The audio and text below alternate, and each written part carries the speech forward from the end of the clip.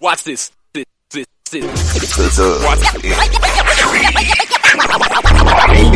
football talk is a big hit. Sunday nights to Wednesday nights, we striking a match cause we lit. Y'all know the name, we call it the Dub. On Friday nights, it feel like a club. Getting that VIP treatment on the sideline, they showing us love. Great interviews, go hugs, put it in work, go rub. Texas youth and high school talking to page on Facebook, hold up. Coach Carter stuck on the scene, giving advice, he do what he mean. Jay Mack and Swaggy Big, rocking the gear, it's so clean. Big guys and goes easy, off the easy for cheesy. With my steppers, our special kids, making plays so easy. Trying to win, we so greedy. All our fans are so needy, cause they need to hear them talk about their club. We do it for the dub. We do it for the dub. We do it for the dub. We do it for the dub. That DF dub. We do it for the dub. We do it for the dub. We do it for the dub. That DF dub. Welcome to the Dub, number one high school podcast starring Pat Botese, Jeremy McInnes, Whitfield Roderick, Coach Carr, and Ryan Riser. Well, all right. What's happening? What's going on? Welcome to the number one talk show. Speak out. The Dub, baby. You heard it first. The Dub. Yo, what's happening? What's going on, baby? Hey, man. We in this thing, man. Once again, we here. Took a couple Sunday nights off, you know what I'm saying? Re-energized. I said, nah, I'm not gonna go 3. Yeah, I did 2. I'm not gonna go 3. Had to make sure we definitely get a show in on Sunday nights, you know what I'm saying? Well, yeah, we was definitely slacking for sure. You know, I'm not gonna call you out on that, but it was Father's Day. You know what I mean? So I understand. You got a crew. You got to go spend time. Hey, you know, this is the way I look at it, man. Because I ain't gonna lie, I had a great Father's Day. You know what I'm saying? It pays to be a good dad. I'm gonna tell you that right now. But even when you're a good dad, you're only gonna get celebrated once or twice a year, right? So I was like, I ain't cutting it short. They treat me good. You know what I'm saying? I ain't cutting it short. I'm gonna enjoy all this. You know what I'm saying? Yeah, no, I got you. Because I mean, shoot, at the end of the day, man, my battery's about to go dead. Shoot, clearly I wasn't prepared. Yeah, go ahead and get it right, man. We got a good show for you, man. I got one of my homies, man. You know, there's a lot of talk with this NIL stuff and all that, and it's a lot of myths, there's a lot of facts, it's a lot of rumors, it's a lot of talk. So I'm like, hey man, you got a homie that's NFLPA certified, and if you don't know what that is, that's what the Players Association of the NFL, you passes that test, which has a 60% failure. Let that sink in. 60% of the people that take the NFLPA test to be certified fails, and we got someone who passed. We got one of the faultiest. No doubt. So that's quite an achievement for sure. Yeah, man. So let's bring my East Texas. He from East Texas. Big Sandy, stand up for all my East Texas homies, man. Let me bring in the man, the legend, Cory Cooper. What's up? What up, homie? Oh man, what's All up, right. man? What's up, Coach Carr? What's going on, baby? You from Big Sandy, huh? Yeah, Big Sandy. Yes, sir. Lovey Town. Yeah, Daddy David Overstreet. I got to get love to my kinfolk. Okay. Yeah. I ain't know David Overstreet was there, but I definitely knew that was Lovey Town. Yep. Man, I go through Big Sandy probably twice a week, bro. Really? I got property in Linden. So when I'm coming off 20, you know how you got to cut over. Cut through. And you run right through Big Sandy, Gilmer, all that stuff, man. Yeah, that's my stopping cool, point. Man. Yeah, I'm in Dallas now, but that's home. That's home. Yeah, that's dope. Hey man, I'm glad you're able to stop by, man. It's coming out of Big Sandy. I know the real legend of Big Sandy, you know, Pete Kifford. Yeah, that's the homie too, Pete. That's the homie. That's my homie, man. If you ever see him, If you see him on Facebook, I think it's Pete, My Lake Show, something like that. Kemper, that's the homie. Even though he always be repping Houston because that's where he been living. But you bring up East Texas, Pete coming. Pete coming. That's my guy. So hey man, give us a little just a little brief synopsis of your journey up until where you at now, man. Just kind of give the people your background, and we can get into a few questions that we hear most popular. Yeah. Appreciate you guys having me on. Started off, like I said, born and raised in Big Sandy, a three-sport athlete, but went the basketball route in college. So played at a small university, East Texas Baptist University down in Marshall. So played there.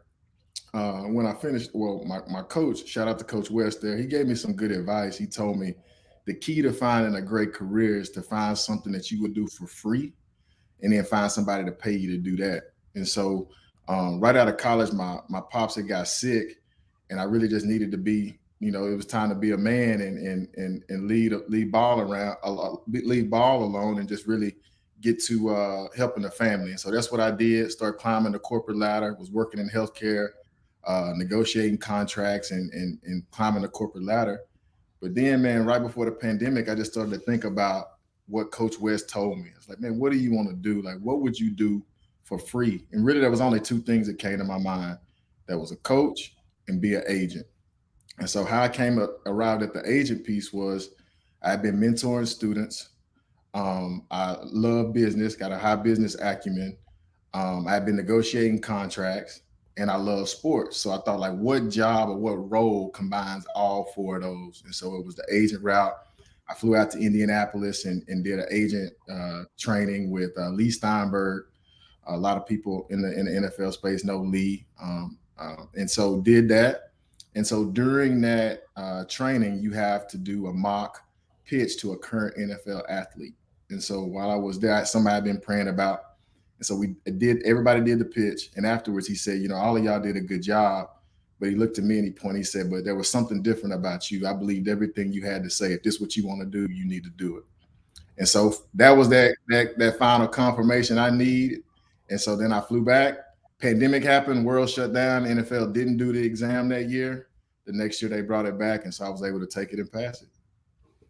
Man, that's a great story, man. That's a man that know what he want and work towards it, man. That's and the fact it's coming out of a small town like Big Sandy, I just think that's great, man. And you chose to do this. Now you also do the NIL side, right? Advisor, right? Yep. So yeah, I think that's crazy. I know me and you, we talk a lot, in the background, and you be like, when you see stuff, you be like, man, I don't think they really know. And I'll be like, hey man, it's the internet, bro. People say a whole lot of stuff. We just I just go with it, you know what I'm saying? I don't even really do a whole lot. But I'm glad to have you here, man. And tell us about this PA test that you passed that I was saying that 60% failure rate on it. Yeah, so man, it's a tough exam. And so to be an NFL agent, you have to have a graduate degree. And so everybody that's taking the exam, this just kind of give you the echelon of the individuals that's taking the exam. So these are individuals that have a graduate degree, whether that's a law degree, MBA, any of that. And so the exam, it's a timed exam. And so you take the exam, and it covers everything pretty much in the collective bargaining agreement. So if you've never seen that, it's thick as a Bible, to be honest with you. Like, it's a really thick book that you really have to study and know. And the test really is designed to kind of trick you. So it's not even just like a straightforward exam. So there's a lot of math and questions about contracts and what you would do in a particular scenario and how you would manage that, et cetera. And so took that exam and passed it. But yeah, it's a tough test. Hey man, I'm glad you passed it, man. So just off the muscle, we were talking about the NIL part. Before I ask, Will, you got anything, Coach Carl? You who's the player that gave you your confirmation?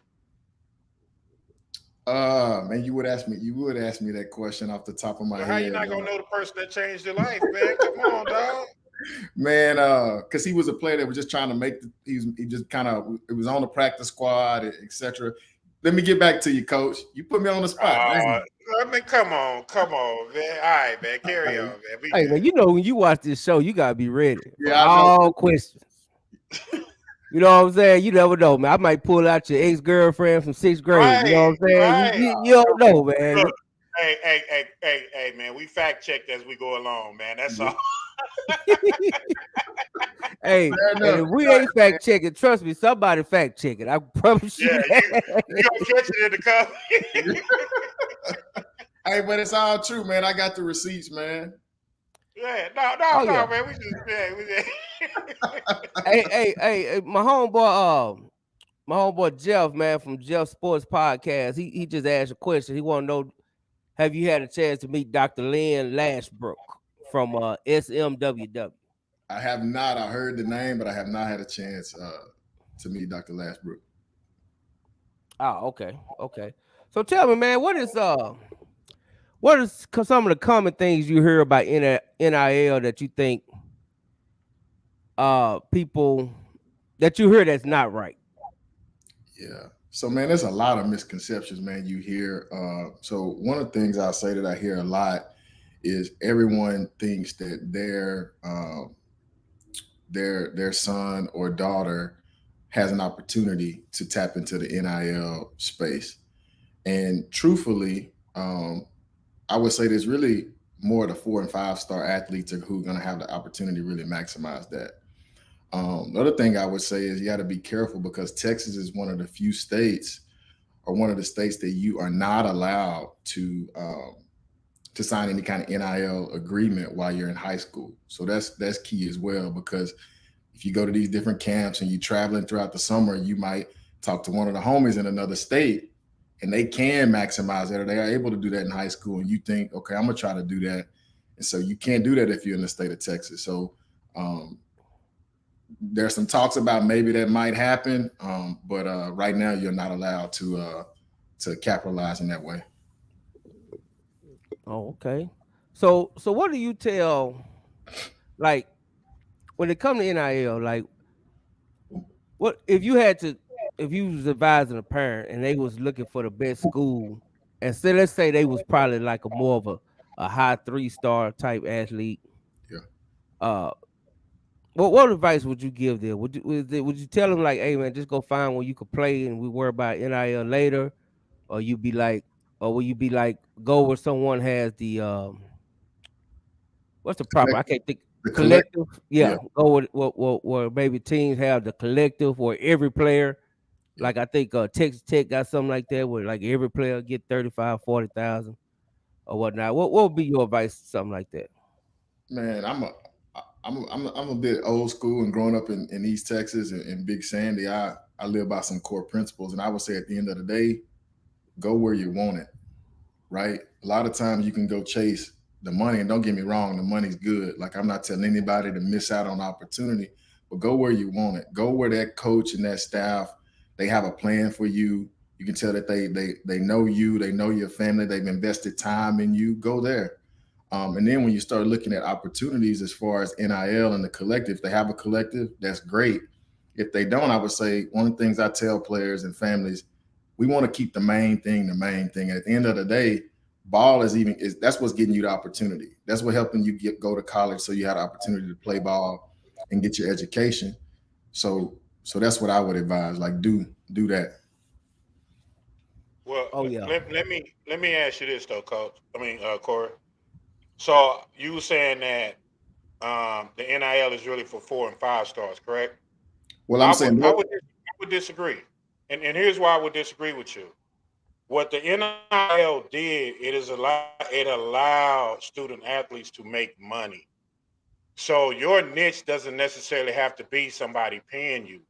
It could be you generating your own revenue stream, doing camps for kids, apparel. Whatever it is that you got a knack at, or whatever that is, the NIL does allow you to make money. Absolutely. So it doesn't. To me, I think a lot of people are looking at what endorsements can I get, as opposed to what opportunities can I go create for myself. And at the end of the day, those opportunities that you create will bring you more money than a momentary NIL deal. So I think that there's the other side of it that I don't think people are really addressing or taking advantage of. Yeah, that's true, Coach. And so let me clarify. That's a great point you make. When I'm thinking of NIL, I'm thinking of the families that come to me and they're seeking a 6-figure deal from the university before they even get on campus. So so that's what I'm referring to. Like if you are a 3-star, 2-star, you can't really demand and you don't have the leverage to do that. Now you obviously you're 100% correct. Now you can take advantage of NIL when you get on campus and make money and do all of that 100%. But I'm speaking, when Jeremy asked the question, I'm thinking of those families that reach out and they say, well, such and such school, I won't say any school's name, this school's reaching out to me and I know somebody that went a year earlier, they got this, we want that. Okay, so all right, in that same situation, remember J Mac, we had some parents on the show, and I asked them, and my specific question to them was, what role does NFL play in your decision of making on your decision making for what college you go to? Remember? And they said, "Oh no, NIL doesn't make a difference." And I'm thinking to myself, like, if you're not thinking about that, you're moving backwards. You know what I'm saying? Like that opportunity is there. Like, you know, it's like when you talk about Texas linemen, what they was getting $50,000 a year. You know what I mean? And then you had these other schools who collectors are in hundreds of thousands.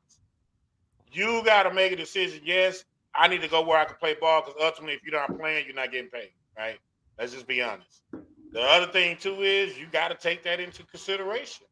You have to. Thanks. Yeah, because I mean, think about it like this, J Mac. Right now, man, you got these kids who getting ready to make life-changing money. They're getting ready to make more money than their parents at 18.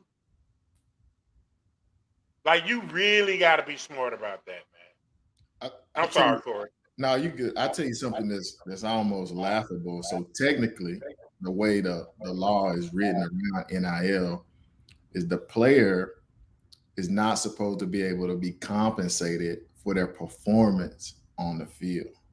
So the way the law is written is there's no association, but we can debate that. But come on, man, your performance on the field in high school got you to where you're at now. Come on, that's man. true. All right.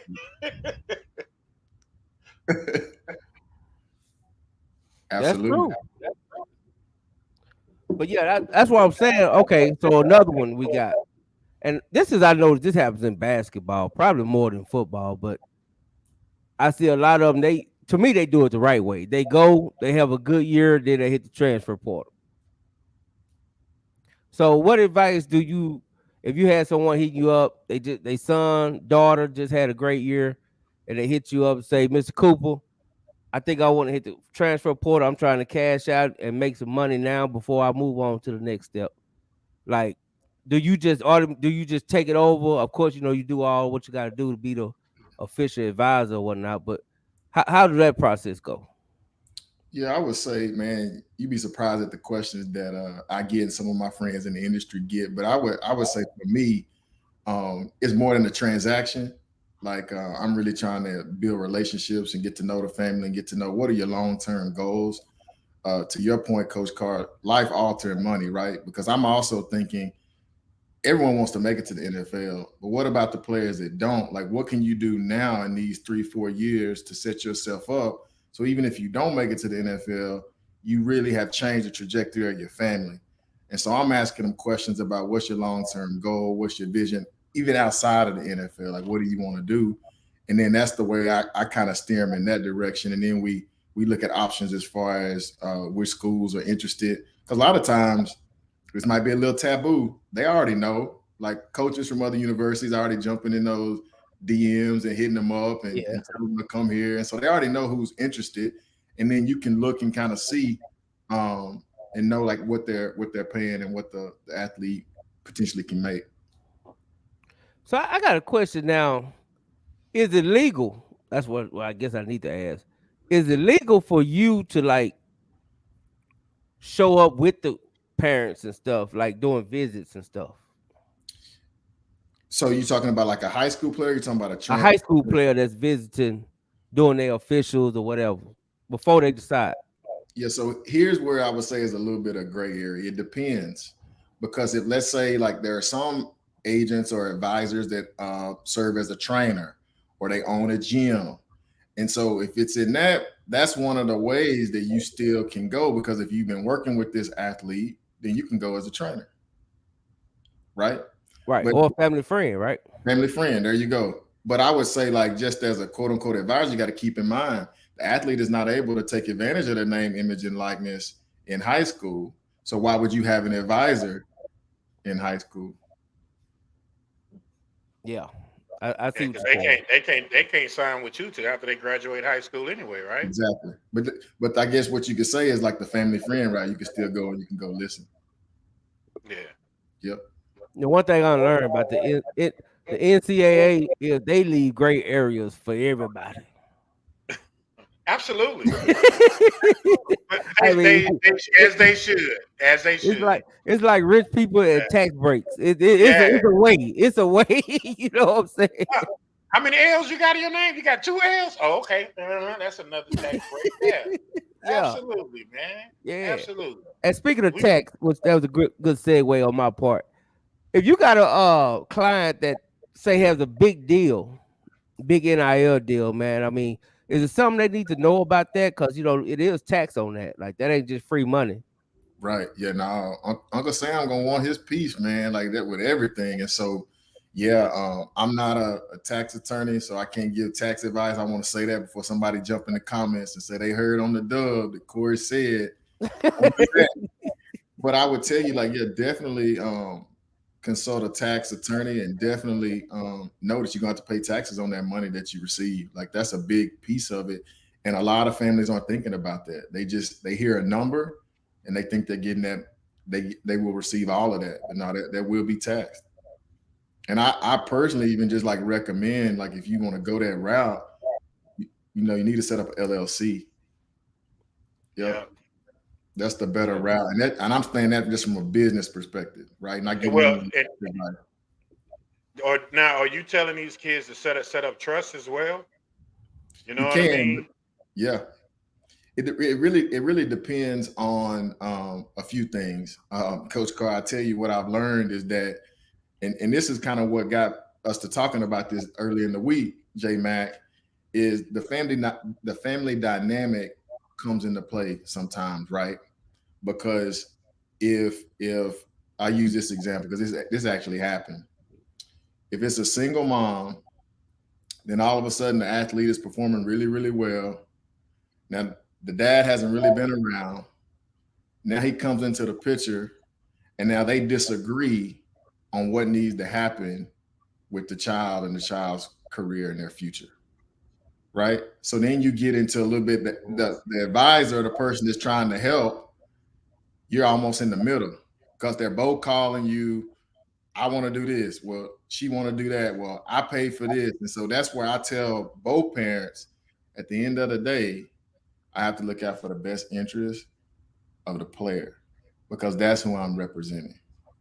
And so I have to draw that line right there. But I would say, yeah, trust are a great option, LLCs. But again, I don't give that advice. I invite the legal experts, tax attorneys that come in and talk about lawyers, etc. But yeah, because they have to, once they enter that realm, I mean, they literally have to build a team that can protect them all the way around. So those expenses goes up. But the good thing about those expenses, heck, they tax write-offs. Yep. So you can get it back. You know what I mean? And I just think that a lot of our kids, because let's be honest, our kids are the ones that's going to benefit the most. Yep. And we need to make sure that they have a complete system around them to protect them. And most importantly, man, and I'm not trying to be funny, I'm just being 100% honest, to protect them from their parents. Straight up. Yep. Straight up. Because and I just wondered, have you had that situation? Yeah. Yeah, protect them from their parents, man. They need protection. You know, because it's a great opportunity for them, but it's gonna be a lot of vultures out there too. And that's where. And that's why I always think, because I see a lot, man. I see a lot. I don't really say a lot, but I'm seeing more and more with the athletes that the parents is are making it more about them than the kid. You know what I'm saying? It's more about look at me do this than it is about what the kid is doing. And I know that got to be hard on college coaches. I think we can get college coaches to be able to talk to us with no microphone. They'll probably tell you they don't like it, but. Or I can tell you they don't like Yeah, you a college. Yeah. it. Listen, man, I'm telling you, man, like parents don't understand that they're getting recruited more than the kid is. You know what I mean? Because no matter how good this kid is, if I can't stand his parents and they always in the stuff, I don't want to deal with that headache. You know what I mean? So now I ain't gonna mess with that kid. So I just think, you know, again, there has to be a certain level of protection and advice and things that are in place for these kids to. They're 18, man. you know, you know what I'm saying? Like they 18. Like let's be honest, they 18. They probably don't come from nothing. And now they like if they're if they're in the top 20 players in the country, they gonna get bread. Yeah. They're gonna get a lot of money. Yep. Dude, And I just might think not. about it like everybody is a #1 draft pick coming out of high school right now. Yep. Right. And that's what's going to really be interesting. I tell you, after over the next few years, like really, what are the parameters and the guidelines that the NCAA will start to put in place? Because I know it's a lot of conversations happening on Capitol Hill about this. Just because right now there are not any guardrails. Like it pretty much is a free for all. And so I anticipate over the next few years they'll put some guardrails to try to minimize some of the things, some of the gray area. Yeah, and that's why I was gonna ask you, like, where do you see this NIL thing going? Just from you being in it, just like how do you project it? I know y'all always have to project, so Yeah. how do y'all project this going? Is it gonna be some tweaks? What do you think some modifications gonna come? Because I'm gonna be honest, before you answer that, I was gonna say, and I don't know if this right or not, but you know what show you on now. I'm telling every team, give me the bag under the table. We gonna keep it old school. I want mine in a brown paper sack. I don't want to deal with no LLC.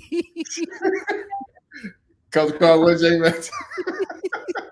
I need you to buy Grandma rocking chair for $50,000. That's what I need. That's what I need you to do.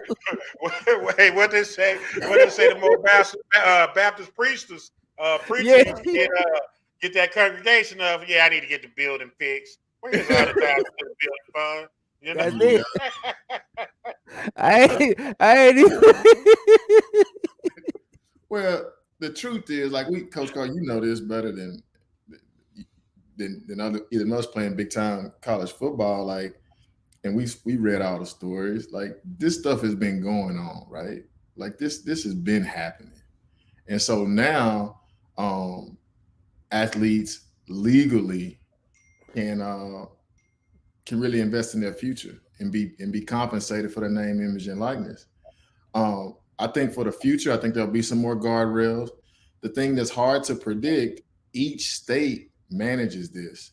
I think there are some states that are pushing for it to become more of a federal mandate so that it's equal across the board. But right now, each individual state manages the NIL or will set up those laws for NIL. So I think in the future, it's going to be more guardrails, and we might even look at some kind of federal mandate.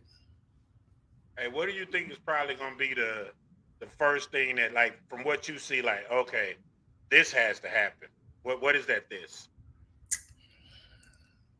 And I'll say, like, when I think about this, I'm looking at it more from the perspective of the university and the money, because right now, If I work for a university and I'm recruiting you, coach, and your family, I might tell you you're worth X, or I want to pay you X.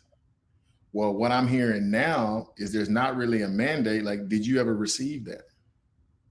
Like, how do you really make sure, like, what does that contract look like on the front end to ensure that you really get what you were promised?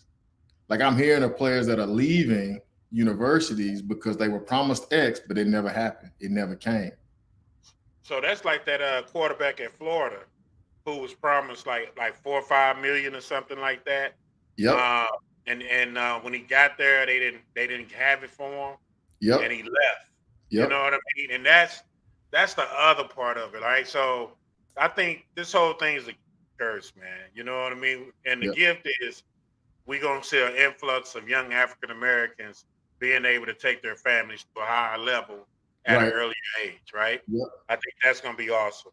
I think the curse is we're gonna see a change in football and the purity of the sport. The thing that made college dope is you weren't really tripping on the money. You know what I mean? Yep. It was all about your team. Now I think it's going to be more about how much money you can make, and I think the people who got the most money are going to benefit the most. So you'll. Oh, my man done fell off, man. I think his battery dead, man. He'll come back, man. But I see my man Matt Step on made it in the building, man. So we're gonna get Matt on, talk a little 7-on-7, man. But hey, I want everybody to check out my man Coop. That's my guy. And I need y'all to be checking him out, man. Let me throw you I love this picture too, Coop. I ain't gonna lie, man. You photogenic like a mug. That ain't no filter, is it? Nah, come on, man. Don't tell me Big Sandy out there putting, you know what I'm saying? I mean, I'm just saying, brother. I'm just saying. Nah, man, I got poor lighting today. Now that's all me. No filter, man. No filter. No filter. All right, man. Hey, man. But y'all holler at my man Coop. We working on it. I pops a roll over his grave and I'm using the filter, man. That's what I'm saying. But Coop is the official NIL advisor of the Dub, because that's my homie. That's why mainly. You did? So, hey, man, we're going to be keeping in touch, man. I'm going to be bringing you on periodically to talk to us. We definitely going to check out some games together later on, brother. No. All right, hey, man. I love the show. Keep doing what you've been doing, and congrats on the 1-year anniversary. Hey, man, appreciate you, brother.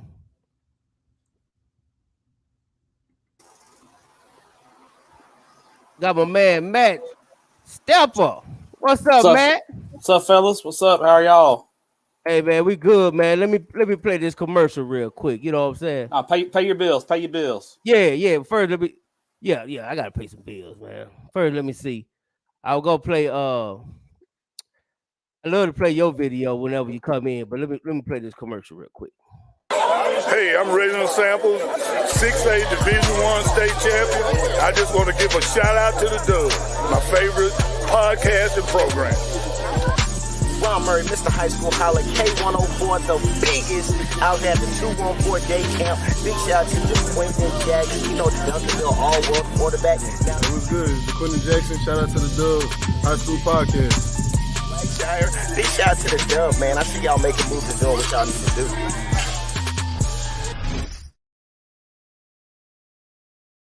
My man, Mac Big Stepper is in the building. What's happening, Matt?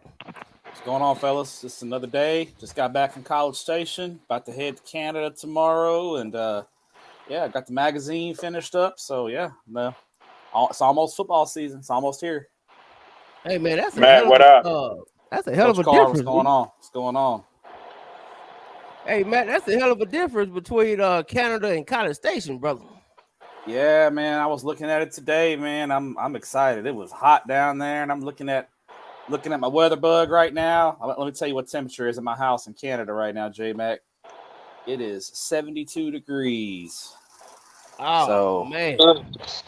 Yeah. So, That's beautiful weather. You got to set up a visit, man. Can I set up a visit, man? Come on, man. Get your passport, man. Come on up, man. That's the time to go. Get your passport.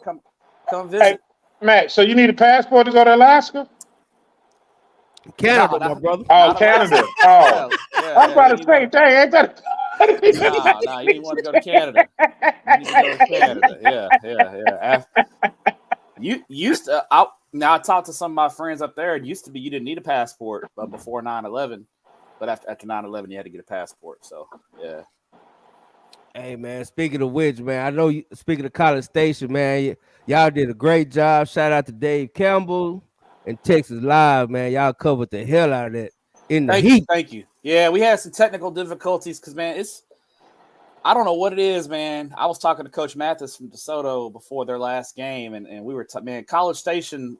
I don't know what happens during the Aggie football games because when I go down there for 7-on-7 every year, my cell service is real sketchy. Like it takes a long time for tweets to get out, and for some reason, the internet this year just did not work. Like the first day, it didn't work on none of the fields, and then the second day and the third day, it only worked on 2 of the fields. And we usually do 4 fields. We usually have internet. We have 4 setups to push out a broadcast. And for whatever reason, on 2 of the fields, Friday and Saturday didn't work. But we got it out. At least got something out this weekend. So it was tough. But we adjusted, we adapted, we overcame, and that's just kind of what we did. We got a good team, and they figured it out. So it was good. Oh yeah, that's good. Oh yeah, and Coach Carr. Coach Carr got everything working with his camera, man. I'm scared what's gonna show up next. Good Lord. Look at it. Boy, I just said I ran Coach off, man. You see that, Matt?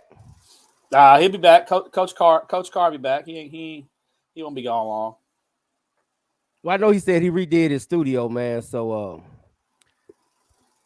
he having some technical difficulties, which got me because I'm working on I'm in the process of working on my office and little studio, and I'm kind of worried too because I'm seeing all the problems that's going on. Yeah. There you go. I know, man. I told you, Coach, he'd be back quick. I told you he'd be back quick, man. Coach look, man, it's rough out here, Matt. I ain't gonna lie to you. It's rough. Adapt and overcome, right, Coach? Adapt and overcome. No doubt. You got to make adjustments, baby. A lot of people don't know how to make it. You good? The champions make adjustments.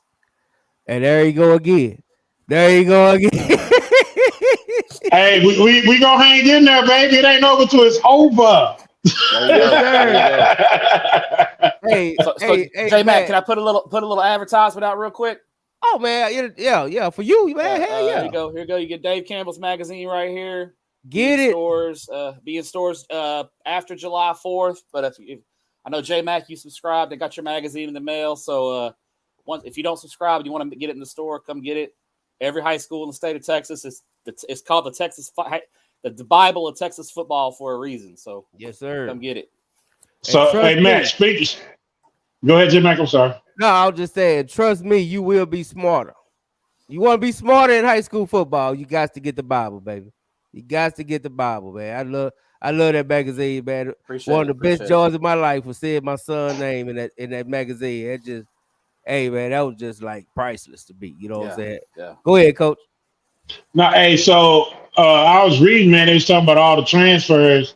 How many times did y'all have to stop print to correct the kids and where they going? and are y'all gonna create a section of the magazine called relocation? I know we might need to. Maybe we can get U-Haul to sponsor the page or something. Right. There you go. Get U-Haul to sponsor and call it J Mackin. Yeah, exactly. J Mackin. There we go.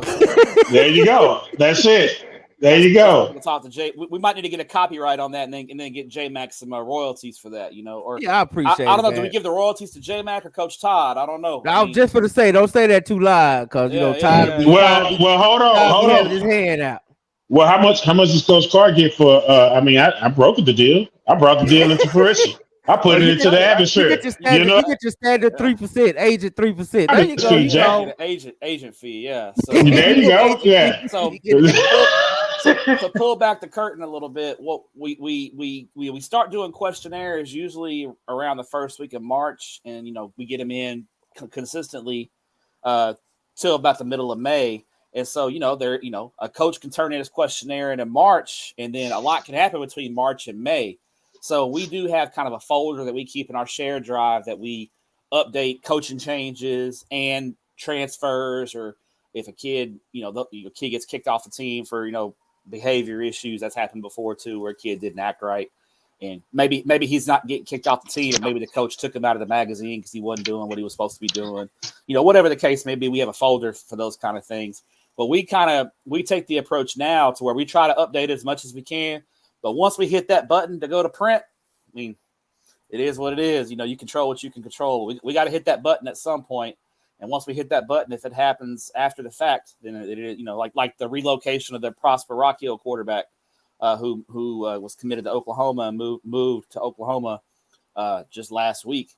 We can't do nothing about it. He's in the magazine, and he's going to be in the magazine, and it just is what it is. So, but that's just part of it. So the magazine is a punishment now. So I've heard of coaches using it as a punishment. Yeah, if a kid's not acting right, or if a kid is kind of on the border, he's like, "Hey, I need you to do what you're supposed to be doing to put you in the magazine. If I can't put you in the magazine, if I can't trust you and I can't count on you." So, yeah, absolutely. I've heard of coaches doing, not only using it as kind of a motivator, but also, if a kid doesn't act right, he takes them out of the magazine. Yeah, I've heard of that for sure. So, yeah. Okay. Yeah. So. Oh, wow. Well, and I do think now going forward, I think that's only appropriate is you got to do a transfer portal section in the Bible. We got to have it. We got to have a section where, Well, that's the J Mackey. Yeah, but that's the J. That's the J Mackey. That's the J Mackey. Yeah, it's public record. I'm about to send that over to Tepper and see what he thinks about that. We can get a page added for J Mackey. Yeah. Tell him I don't charge much. No. We do.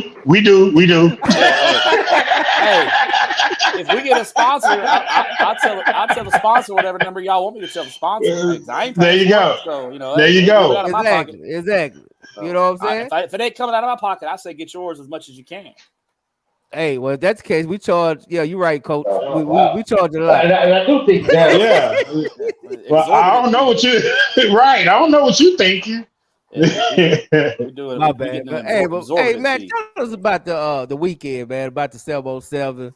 You know what I'm saying? I know you was out there. And that's another thing. If you ain't following Matt Step on Twitter, even though I can't get a follow back, but we ain't gonna talk about it. If you follow Matt Step on Twitter. All right, I'm terrible about following back, so let me go ahead and rectify that. If you look at I have like 60,000 followers, and I follow like 1,000 people. I'm terrible. Well, you kind of got that Skip Bayless going on. He only follow one. Yeah, no, I just he got like 2.1 million followers, and he followed one. I just rectified it, so yeah, there we go. I'm just you didn't have. Hey, car coach, CARR coach, man. Go ahead and add me while you active. I got you. I'm on it. So, it was a good weekend. Honestly, it was hot, but and I know it. Everybody doesn't put a lot of stock in 7-on-7, and I understand that it's not real football. It's different, but I do think if you watch it with a trained eye and a keen eye, there's a lot of nuggets that you can take away from individual teams if you sit there and watch them. For example, looking at the small schools, right? Anna had a great year last year. We're 13-1, went all the way to the regional final, and everybody's like, well, they lost their quarterback. They graduated. Their star quarterback went to Louisiana Tech. Probably going to be a little down this year, blah, blah, blah. Now, that sophomore quarterback, Zamarian Lofton that they have, he can spin it. He's not very big. He's only about 5'9". Maybe he'll grow a little bit, but he can spin it. Anna went all the way to the championship game in Division II, lost to Hitchcock 27-20. We all know how good Hitchcock is in basketball. They're the state champs in 3A basketball. They went 11-2 in football last year. They bring back a ton. They're really, really athletic and talented at the skill spots. So Anna, I think you look at Anna, you're like, man, they're gonna be just fine next year. They're gonna be just fine. So little things like that I can take away from 7-on-7 and just kind of file those nuggets in the back of my head. So it's good really just to kind of get in that football mode, coaching schools in a couple of weeks. So that'll get me more into football mode, being at coaching school. And then once coaching school happens, then basically the season, fall practice is like a week and a half after that. So I mean, we're it's going to be here before you know it. Right. Yeah. So what's the first we'll start with the D2. what stood out with you most? Is the quarterback what stood out with you most on the D2 level? Yeah, local in the DFW area, I'd say Anna really jumped off the page to me just with their run and their ability. Frisco Panther Creek, which is the other new Frisco. Everybody talks about Frisco Emerson as the new school. People forget about Panther Creek. Panther Creek opened up last year also as a 4A school. They did make the playoffs. They finished fourth. They struggled a little bit more. Emerson went 9-2, had a great year. Panther Creek had a little bit more of a growing pains. I think they went 3-8. But ended up sneaking into the playoffs, backdooring into the playoffs, and got beat in the first round. But they bring back everyone as well. And Panther Creek, if you look at where they're zoned to, they pulled a lot from Lone Star. And so, obviously, we know what Frisco Lone Star has done over the past few years. So a lot of their zone comes from that old Lone Star zone. So they're going to have good football players. They're going to have talent. They were really good. I think they went 4-1 on the weekend, lost in the round of 16. On Friday afternoon. So they had a great run as well. So I think for me, Panther Creek and Anna really stood out to me in Division II as kind of the two teams that from the Metroplex that really jumped off the page at me. Okay. Oh, and Hitchcock. Now go ahead, Coach. I was gonna say who disappointed you? Like who was you expecting more from? It's hard to be disappointed at the state 7-on-7 tournament for two reasons. Number one, 7-on-7 is a funny game. It's a quick game. It's 2 15-minute halves. And, the games, a lot can happen in a 7-on-7 game. So for me, just making it to the state tournament is a big deal. And the margins are so thin that it's really hard for me to walk away and be like, man, I was really disappointed in that team. They didn't play well, that kind of thing. So, what disappoints me typically is when teams mail it in, when they don't show, maybe in the Division I side, when a team has a bad first day and they show up the second day and really aren't trying and just kind of going through the motions, that kind of thing. So it's hard for me to say anybody really disappointed just because 7-on-7 is such a weird and funny game and it's such a small sample size. So I feel like anyone who plays in qualifying tournaments and actually advances to the state tournament, to me, that's a successful summer because you qualified for state in a tournament and went 4-0 or 3-1 in a tournament and got to the state tournament. And then when you get to the state tournament, everybody's good. The margins are thin. So like for example, I'll talk about Everman, right? Everman went 2-3 in Division I, and you would say, oh, they went 2-3. They didn't have a good day. Well, they lost one game by 1 point in overtime. They lost by 6 points to the quarterfinalist, and then they lost to Richardson Pierce in the second round on Saturday in a game they led 19-6 with like 5 minutes left. So it's like, well, they had a good day, but the margins just are so thin that you can, 1 or 2 points and you go from being 2-3 to 4-1. Oh yeah, and that's one other thing, man.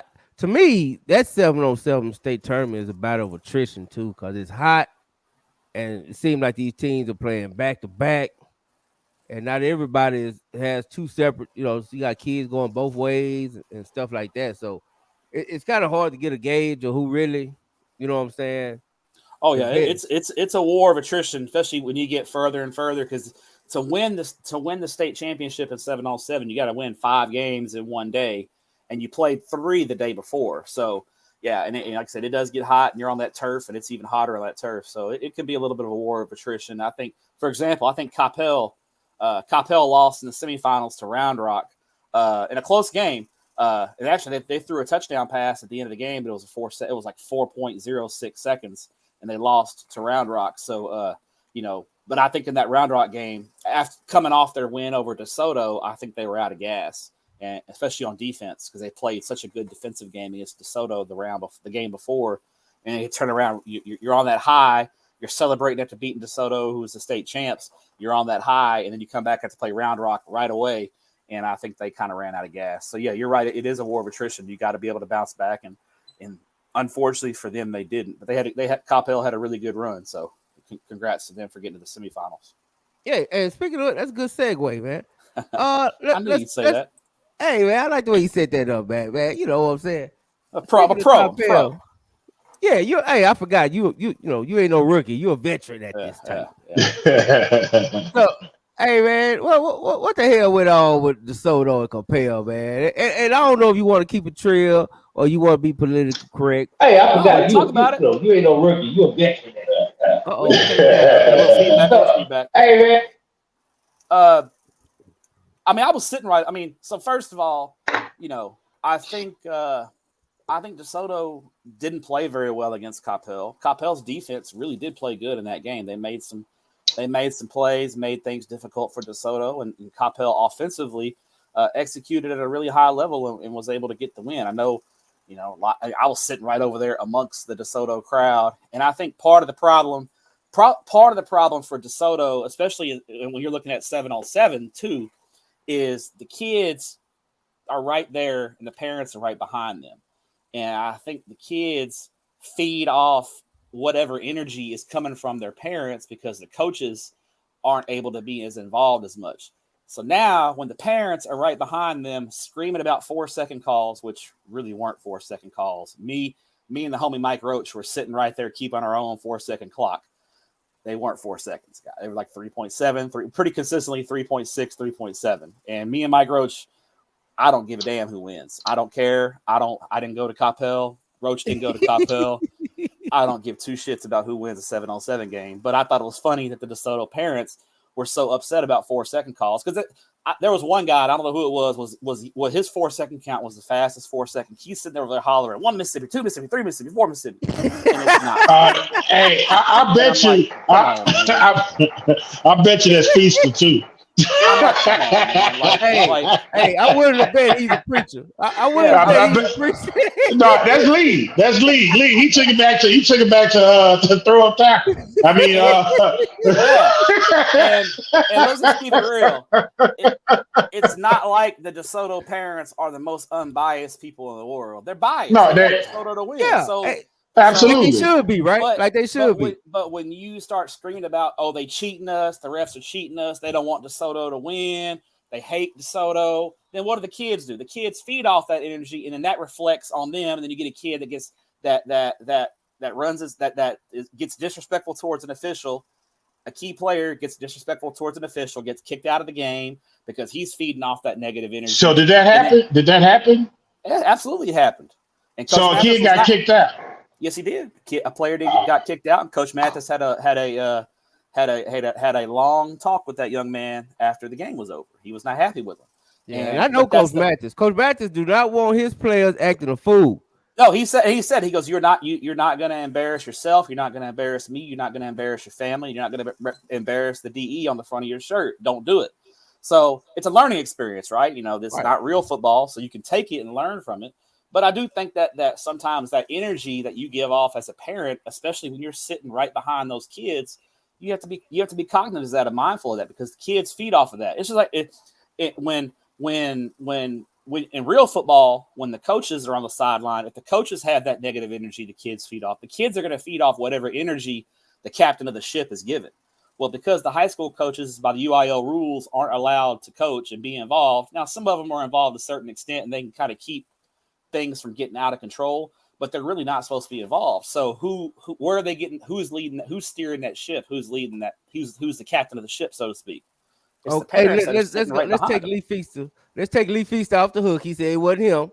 Yeah, but he dry snitched though. Hey, yeah, I was just gonna say he took DJ Pop under the bus. He took DJ Pop. So I think it's a learning experience for everybody.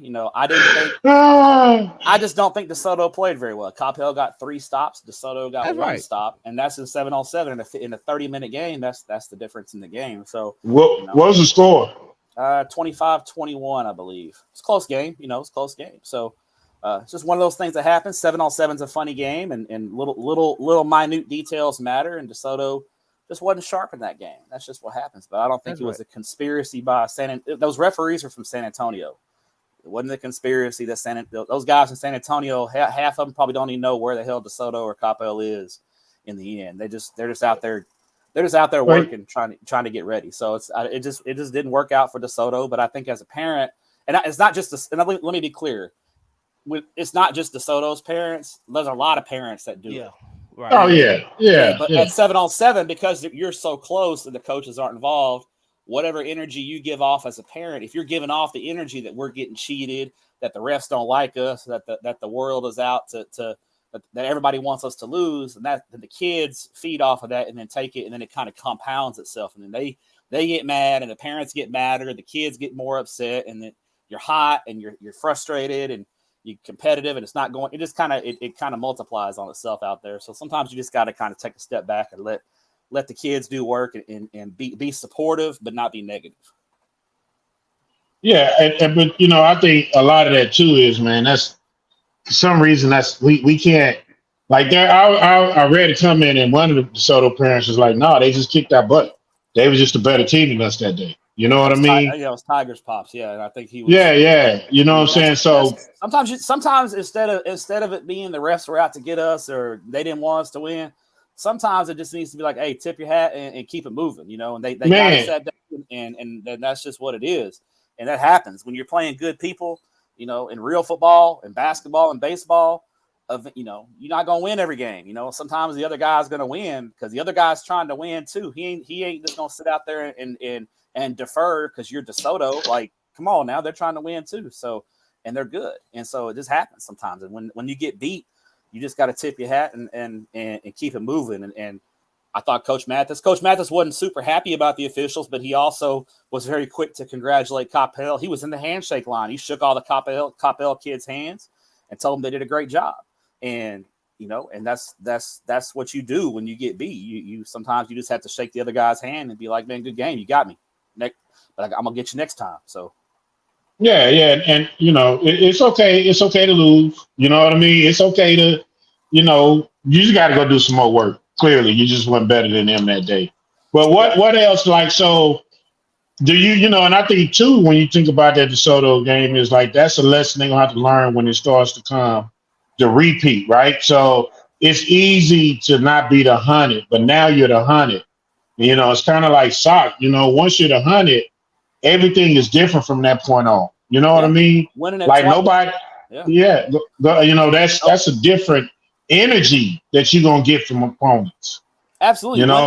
Winning it twice is twice as hard as winning it one time. And Coach Todd told me that. Coach Ward has told me that. Coach Spence has told me that. Every coach on Sox staff will tell you that second championship was a lot harder to win than the first championship. And not just because of who they played in non-district, but look at their playoff run. They got everybody's best shot. They had to grind and work to win that state championship. And to win 3 in a row is going to be even harder, So correct. That target just gets bigger. So yeah, winning a back-to-back state championship is going to be hard. And DeSoto is already DeSoto, and they already have that name, but now that target is a lot bigger because they're the defending state champions. And so yeah, and it is a big. Like, that's one thing that I'll say is that when you lose, it's a big deal. It's a story because you're the champions. So yeah, when DeSoto lost to College Park, I damn sure tweeted about it because it was a big deal. You're the defending champ. You're the defending 7-on-7 champions, and you're the defending state champions in real football. So when you lose, it's a story. It's a big deal. That's a sign of respect, actually, because it really is. Yeah, hey, man, you could tell when people ain't used to having nothing. And they used to being little brother, and when they learning how to be the big dog. When Richardson Pierce loses, it's not a story. No offense to Richardson Pierce, but when they lose, it ain't a story. Because guess what? They ain't never done shit. Right? So when you do shit and you lose, it's a story. Because people are like, oh, damn, DeSoto lost. That's crazy. What happened? That's part of it. When you win and you win a state championship in 7-on-7 or real football or both, when you lose, it becomes a story. And that's just yeah, that comes with the territory. It just comes with the territory. So DeSoto culture is they everybody hate them. Everybody want to see them lose, and it's just a crybaby culture. And hopefully, they get over it, but they ain't. But speaking of which, we were talking about Lee Feaster. His son played. Lee Feaster. I got to watch Booby quite a bit, and he lived up to the hype. Man, he's a great player. And a great kid, so I'm happy that he's obviously just a freshman, so he's got a lot of work ahead of him. That's what I want to ask you about. Like, yeah, I heard he really. Player. What was your take on watching him on Booby Feaster, watching him live and up close? I told Mike Roach, I said, these kids are built different these days. That kid's hasn't even had his first Algebra 1 class at DeSoto High School. And he's out there making DBs who are going to be seniors look foolish. So I'm like, man, these kids are built different these days. He's a great player. He's deserving of the attention that he's gotten. Hopefully he doesn't rest on his laurels and continues to work at his craft and get better. take care of his business in the classroom, and you know the world is in front of him. So he's right. Immensely talented, and you can see he's already worked really hard at a young age to perfect his craft, and hopefully he only continues to improve. So he's impressive. He's a great player. He was really good. I heard that by everybody that see him, man. They like, hey man, I don't know who this dude is. That's supposed to be going to DeSoto, but he the real deal. I was like, that's what I keep hearing, man. But I have a rule though. I don't really fall into it till I see it in pass. That's just my personal rule. Yeah, that's fair. I ain't made no exceptions for nobody. And that's fair. So he'll hopefully he'll have a chance to do that when the pads come on here in a few weeks, and continue. We have to remember he's just a freshman. I mean, to me, if he was a freshman and played junior varsity at DeSoto, that'd be impressive to me as a freshman. Right. You know, so I mean, if he's playing varsity at DeSoto, it's going to be impressive, more man. Impressive, yeah. Man, it's going to be impressive because Coach Mathis came on this show. By the fact, shout out to the Dub anniversary. You know what I'm saying? 1 year anniversary. Coach Mathis was one of the first guests. And he came on that show and he said he don't put freshmen on varsity. Because I asked him, was Tiger going to be on varsity? And he said he don't put freshmen on varsity. So the fact that he kind of, you know, went back on his rule. It tells you all you need to know. J-Mac, let me tell you something. There's a rule that I have, and it says when Superman show up, Superman gonna play. We're not gonna let Superman hang out on the sideline because we got rules. yeah. But there were some other teams that really impressed me too. I don't want to make it just about DeSoto. DeSoto had a great. I mean, they still had a really good run. I think they got to the quarterfinals, so I guess they went 2-1 on the first day, lost to College Park, but beat Seguin and beat Corpus Christi Miller, and then they went 2-1. So they went 4-2. So it's not like they had a bad tournament. They went 4-2, lost in the quarterfinals. But when you have that, you know, when you're DeSoto, that just shows you where they are, right? You know, when you're DeSoto and you lose in the quarterfinals, everybody's like, "Oh man, what happened to DeSoto?" You know, so still had a good week. Like I said, Coppell had a great tournament. Arlington Seguin was kind of the real surprise. They got all the way to the semifinals. The key for Seguin, I'm not going to put a ton of stock into Seguin's run. They've always had great skill position kids. It's never been the issue at Seguin. It's been up front in the trenches for them. So I want to see what they do when they have the big boys out there too. But I mean, they have to be excited about the possibilities of what they did. Byron Nelson had a weird tournament. They went 2-1 on the first day, but got third place in their pool because of a three-way tie. They finished on the bottom end of a three-way tie, and so ended up in the consolation bracket, and then went 5-0 and won the consolation championship. So Byron Nelson went 7-1. That defense is going to be something serious. They bring back all 11 starters from last year's defense. They don't lose a single starter on defense. And you remember they were really good last year. But everybody talked about their offense last year. Well, this year it's going to be more about their defense. Their defense was really good.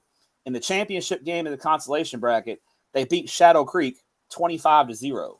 They pitched a shutout in 7-on-7. That's hard. That's it. That is impressive. And we're talking about Shadow Creek. We're not talking about some like chump team either. We're talking about Shadow Creek. So Byron Nelson really impressed me as well. They had a good day. They had a good week as well. So Frisco Wakeland had a good tournament. Can you tell the story of the North Crowley? The North Crowley game. Oh yeah. So North Crowley. Yeah. So I wasn't at this game, but one of my referee homeboys told me about it. So North Crowley in the second round of so North Crowley went 3-0 on the first day. Won their pool. I thought they had a chance to make a really deep run. They won their first game Saturday morning to get to the round of 16, and then they played Buda Johnson in the second round. And they were down 20-19, and a young man on the field basically thought the game was over with and took his helmet off while the game was still going on. And so they were trying to scramble and get a Hail Mary off to win the game, which they did get off before the horn went off and scored a touchdown on it. But the kid didn't have his helmet on when the play started. And so obviously the referees threw a flag and called it off. And so North Crowley lost 20-19, and Coach Gates was not pleased with that young man having a mental lapse that cost their team. So you'd rather have a mental lapse like that happening. That's another reason why I love 7-on-7, because it's those learning moments. because you can't simulate and I've competition.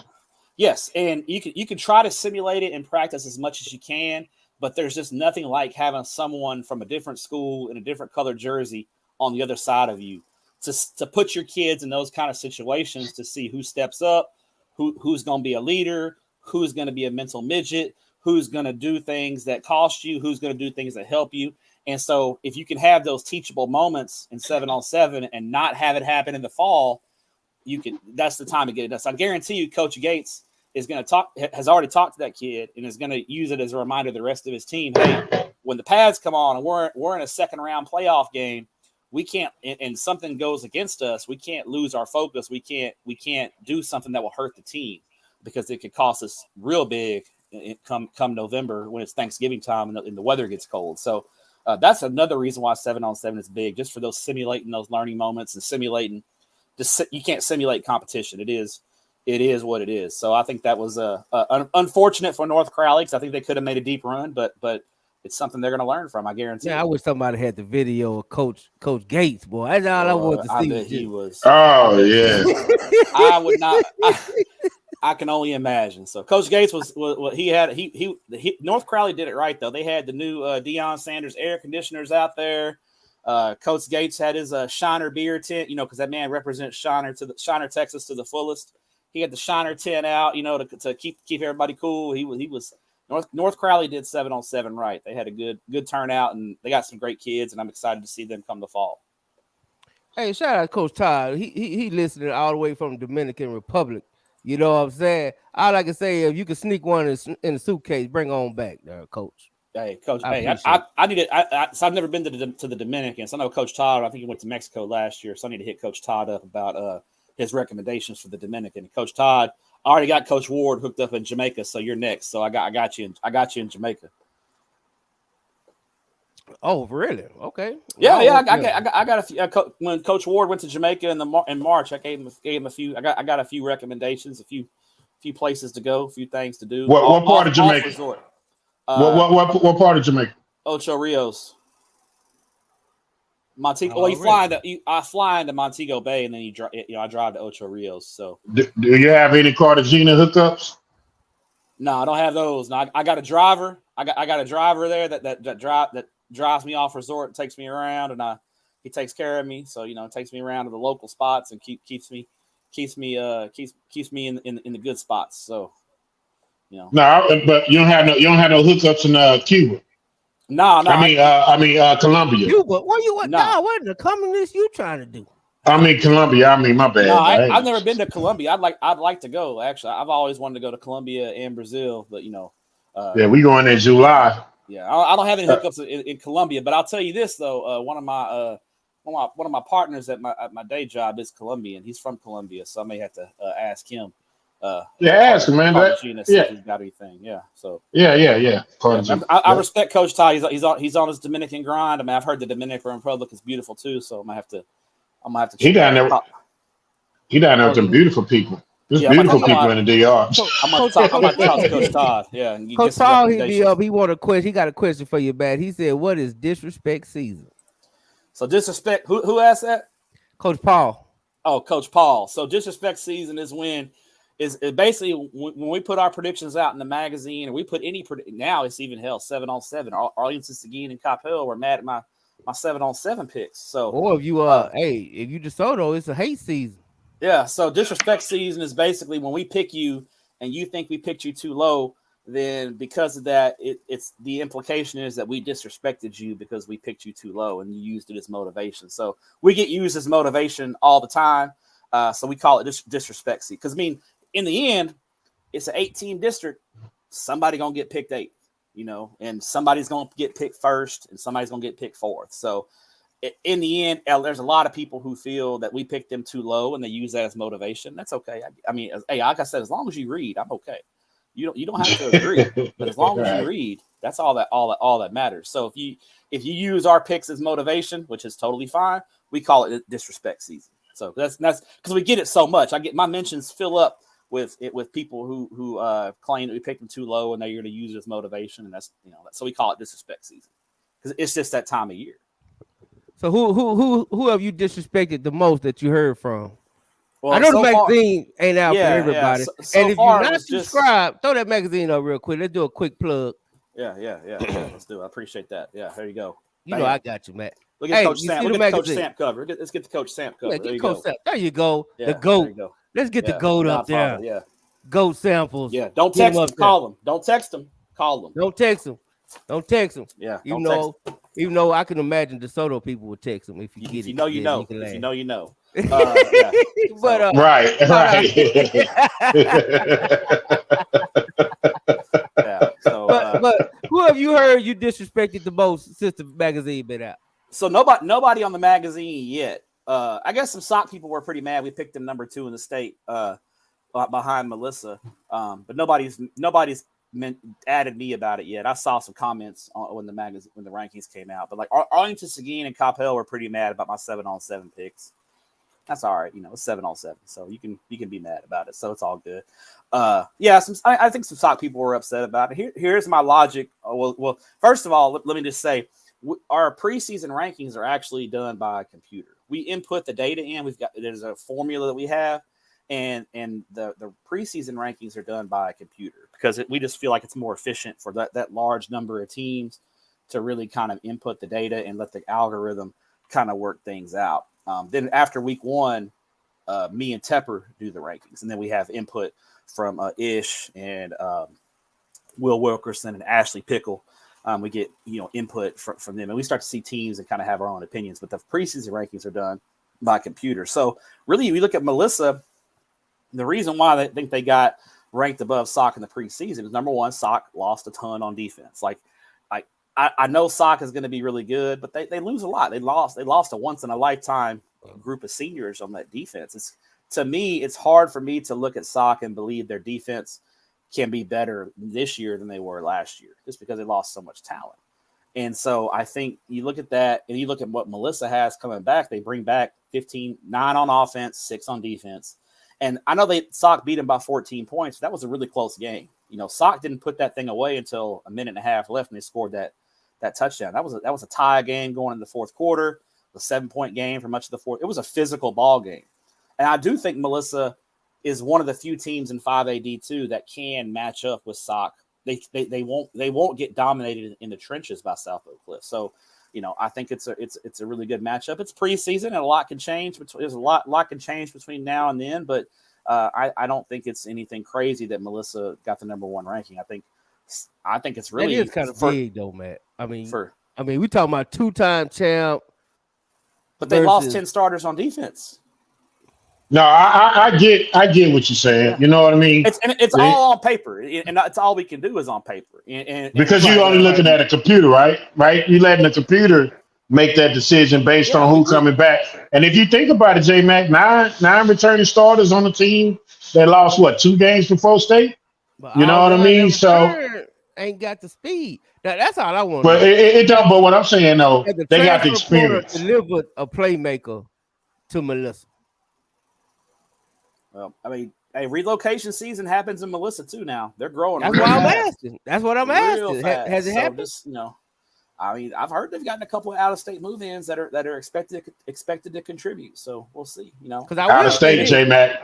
Yeah, out of state. They went out of state. They collective is high. Hey, so it's just Florida, Georgia, or California. I'm just I ain't trying to hear no Nebraska. I ain't trying to Nebraska. Yeah, we learned about Nebraska. So I think it's just one of those things that it's early, and it's all on paper, and that's fine. It's not. We'll start to get some data points in, and Melissa opens the season with Argyle, I believe. So we're gonna know real quick how good Melissa is. So maybe we overrated them, and if we did, if they lose to Argyle, we'll drop them. Rankings really don't mean anything. They're just talking points, and this is something to talk about. And not everyone, like I said, it's not fun if everybody agrees. So, I know it raised some eyebrows with us having Melissa over Sock in the preseason rankings, and we'll see what happens. We've been right before. We've been right quite a bit, and we've been wrong a few times too. And so, what you think of the Frisco Emerson? What's that? What you think of Emerson? Personally, I think we have him a little too high, a little too rich for my blood. But I can see why the computer likes them. They bring back 22 starters, and they got an all-state quarterback that moved in from a 6A. So I can see why the computers do love Frisco Emerson. But personally, I'm still skeptical of them in the trenches, and that's where I think they have a big disadvantage against teams like South Oak Cliff, Melissa, and Argyle, namely. Okay. I can see that, man. Hey, Matt, so question. You made a statement earlier about if, what is it? Who was Bell and Trinity making the playoffs sitting North Crowley to D2? Yes. Can you elaborate a little bit more on that, please? Yeah. So, North Crowley. So, yeah, as you know, in 6A, they're not split preseason. In Class 6A, they don't split until the playoffs. And so basically the two largest schools that make the playoffs go Division I, and then the two smaller schools go to the Division II bracket. So in North Crowley's case, North Crowley is kind of in the middle of that district in enrollment. So last year, Trinity made the playoffs, but Bell didn't. And so the two teams that made the playoffs were smaller than North Crowley, thus sending North Crowley into the Division I bracket. I personally, and I know the magazine does not have this picked, but I personally believe that Trinity and Bell, who are both bigger than North Crowley, are going to make the playoffs this year, thus sending North Crowley into the Division II side of the bracket. Trinity, I think, is even in a down year. Trinity made the playoffs last year. They're going to be better this year. They're in year 2 of their system with the new coach. They got a lot back on offense. The defense has to be rebuilt a little bit, but I think the defense will actually end up being better because they're in the second year of their system. So I think Trinity is going to be in the playoffs. LD Bell, under their coach TJ Dibble, has gotten better each of his first 2 years, and they were real close to making the playoffs last year. I think lost to Trinity in overtime, lost a close game to Boswell, lost a close game to Weatherford. LD Bell is not far off. They've got some good talent coming in. They've been close. They've been knocking on the door. I think they knock it down primarily because Boswell, I think, has taken a big step back this year. Their coach left. He became the assistant athletic director in Eagle Mountain Saginaw.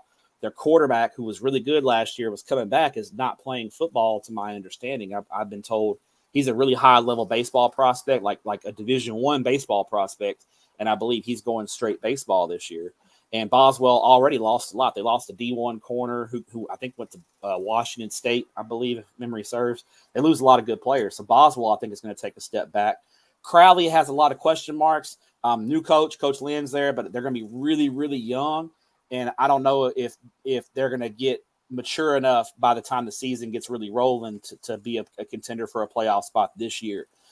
Crowley is playing a ton of sophomores this year. And you know how it is when you play a lot of sophomores. It's really, no matter how talented you are, that's a big risk. And I think it's going to be a lot of question marks at Crowley. So I think Bell can sneak in and get one of those, that third or fourth playoff spot and send North Crowley over to Division II, which I think personally is a tougher side of the bracket than Division I and Region I. Division I and Region I really, you just got to go through Louisville. Prosper's down, Arlington Martin's down, Allen's down, Trinity's down. I think Division II is better in Region I than Division. Mac did. He responded to me when I said this, but I stand on it. 10 toes down. North Crowley go D2. They the state champs. Book it. All right. Book it. I don't agree with it. I'm more on the dig side that I need to see it for North Crowley a little bit more. I mean, they went 12-1 last year, but I mean, like, and he makes a good point. Like, you look at North Crowley last year, and it's going to be the same thing this year. Their schedule's not that great, so I don't know if we're really going to know how good North Crowley is going into the playoffs. Can we have a conversation about this? Because we're going to argue now. You, my homie. We've been arguing about this schedule. Let's talk about it. I mean, it ain't like South Lake play a great schedule, and they ranked high every year. What does South Lake have that North Crowley doesn't have? But that's the past. We're talking about right now. But you get respect for that. You get, pedigree means something. It means something in this world. The greatest indicator of future success is past success. And here's the other thing too, though, Matt. Like, North Crowley, they still went 3 rounds deep, right? You know what I mean? Mm-hmm. And they barely lost that third round game. I mean, it wasn't a blowout. Mm-hmm. And they played with their best players with sophomores. right? Very true. Very true. So I think that North Crowley A is going to be way better than what they were last year. The arrow was Now, pointed up, well, for sure. correct. And I think the biggest question mark that I would have for North Crowley after losing the big receiver, they're gonna that kid was an exceptional player and got him out of a lot of stuff for mixed match purposes. And I'm just curious, how do you replace that player? But when in doubt, they could throw it to him and he can go make a play. When in doubt, he was kind of the safety valve, So, but I think, man, North Crowley, the fact that they're in the conversation whether they can win it all in D2 or even compete in D1, I would like to see them in D1 because I want to see them play Duncanville. I think that will be a fun game. I mean, Louisville is definitely going to have something. I think a North Crowley Louisville regional final in Division I would be really, really fun and must see TV. I think the Division II side would be a lot tougher road. You'd have tougher games earlier for North Crowley, which might actually benefit them because it might get them battle tested and get those kind of calluses on their hands that you need to make those deep playoff runs. So because you don't want to blow everyone away and then in the fourth round get tested for the first time if it's your first deep playoff run. So I think you want to get those calluses on your hand. I think if you look at Division II, you got McKinney, you got Geyer, you got South Lake Carroll, you got Highland Park, you got Coppell. Yep. It's a really deep, like you're going to Byron Nelson. We got to talk about Byron Nelson now. I mean, you got 6 really, really good teams in Division II. I think North Crowley goes Division II. The path is tougher, but I think if they can get through that path, it gives them a better chance. And I think if it gives them a better chance to contend potentially for a state championship, because let's just keep it real. Nobody on this side of the bracket's beaten Duncanville in 2023, barring some sort of catastrophic injury or something crazy happened. Duncanville 24 years. If you ask me, that is just that team right now. So I think if you're looking at it, if you're North Crowley, I would rather go Division II and take my chances against a team like DeSoto out of Region 2, despite the fact that Region 1 probably is tougher. So, but that's the fun part about 6A is we don't know what division some of these teams are going to. I mean, I'll tell you this: DeSoto going Division 1 is not out of the realm of possibility. It's plausible. It's probably unlikely. I'd put it maybe at a less than 10% chance. What would have to happen? What would have to happen for that to happen? Waxahachie would have to miss the playoffs, and then Cedar Hill would have to make it. Cedar Hill, or I think Mansfield, one of the other Mansfield schools would have to make it, like Legacy or Lake Ridge. So I mean, it's unlikely. I wouldn't put money on it, but there is a chance of that. And so what happened? I mean, there are 2 things that I say are going to happen. I do think Cedar Hill is going to be better this year, and I don't think Waxahachie is going to be as good as they were last year. Now, has that gap closed enough to where Cedar Hill could put Waxahachie out of the playoffs? I don't think so, but it's at least a plausible conversation because in 6A we have those variables. We just don't know. Man, we had that conversation a couple of weeks ago, J-Mac, when we was talking about Cedar Hill, who was going to be that 4th team in that district to make it to the playoffs. And, Cedar Hill, they very well could punch that ticket for that 4th spot. Yeah. I mean, I think I don't know. I think there's a chance of it. I mean, I think Cedar Hill would have to get a lot better and make some strides. I do think Cedar Hill is going to win, I think 3 or 4 games this year at least. I'm taking Skyline. So they're going to have to improve quite a bit, but it is plausible. So we have to, it's at least on the table. I'm taking Skyline. I ain't even gonna lie to you. That's my surprise team for this year. Okay. Shout out to Cody. I got your back, homie. I got your back. Is that your surprise pick to make the playoffs this year? Yes, sir. Okay. Now Skyline making it wouldn't impact DeSoto because Skyline's bigger than DeSoto. They're a bigger school, yeah. They wouldn't impact DeSoto and what division they go to. So no, that's the fun part about 6A. Yeah, DeSoto going D2 regardless because Waxahachie gonna make it. Yeah, you just don't know. Technically, you don't know until unless you're the biggest school in the district, unless you're one of the 2 biggest schools or the 2 smallest schools in the district. You don't know what round your playoff path is not under your control for the most part because you just can't control what other teams do unless you play them. So that's the fun part about 6A. Hey man, boy, that's my homie in the comments, man. I gotta put his comment up here, man. He always mess with me, bro. Look at that. Hey man, I know you see the hill. I know you see the hill, but I'm just gonna be honest with you. And you could comment on this and tell what you think, Matt. If City Hill win 5 games, man, Coach Ward is coach of the year in the district. If they it depends on which 5 they win. I mean, but yeah, I mean, I think if they go 5-5, you have to give them consideration just because their non-district schedule is so tough too. So that's what I'm saying. They're because if they win 5 games, they're going to get at least 2 upsets. Yeah. And if they win 5 games and 4 of them are in district, they're probably making the playoffs. Shit, because they win 5 games and 4 of them are in district, they're going deep in the playoffs. So if they win 3 games in district, I give it. I think I got them winning 3. I think I got them beating Skyline, Lake Ridge, and Legacy. I think I got them. You know what, man? Can we bet a nice barbecue plate on that Skyline Cedar Hill game? I would love it. Hey, I got you. Let's make if you got Skyline, I'll take Cedar Hill, and we'll have a barbecue plate at Zavala's in Grand Prairie for it. So we'll meet in the middle. You know, I'm on the Fort Worth side. You know, actually you are too. So actually you're in Tarrant. Yeah, we may go to a place in Tarrant County. I know several spots. Y'all neighbors now. I drive by J Mac's crib every day going to work. So. Yes, sir, man. I love Tarrant County, man. They kind of love me out here. Yeah.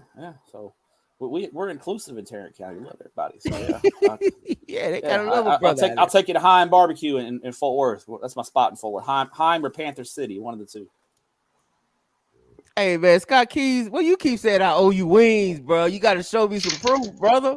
I need proof. I ain't just buying wings for everybody. I thought you did owe them.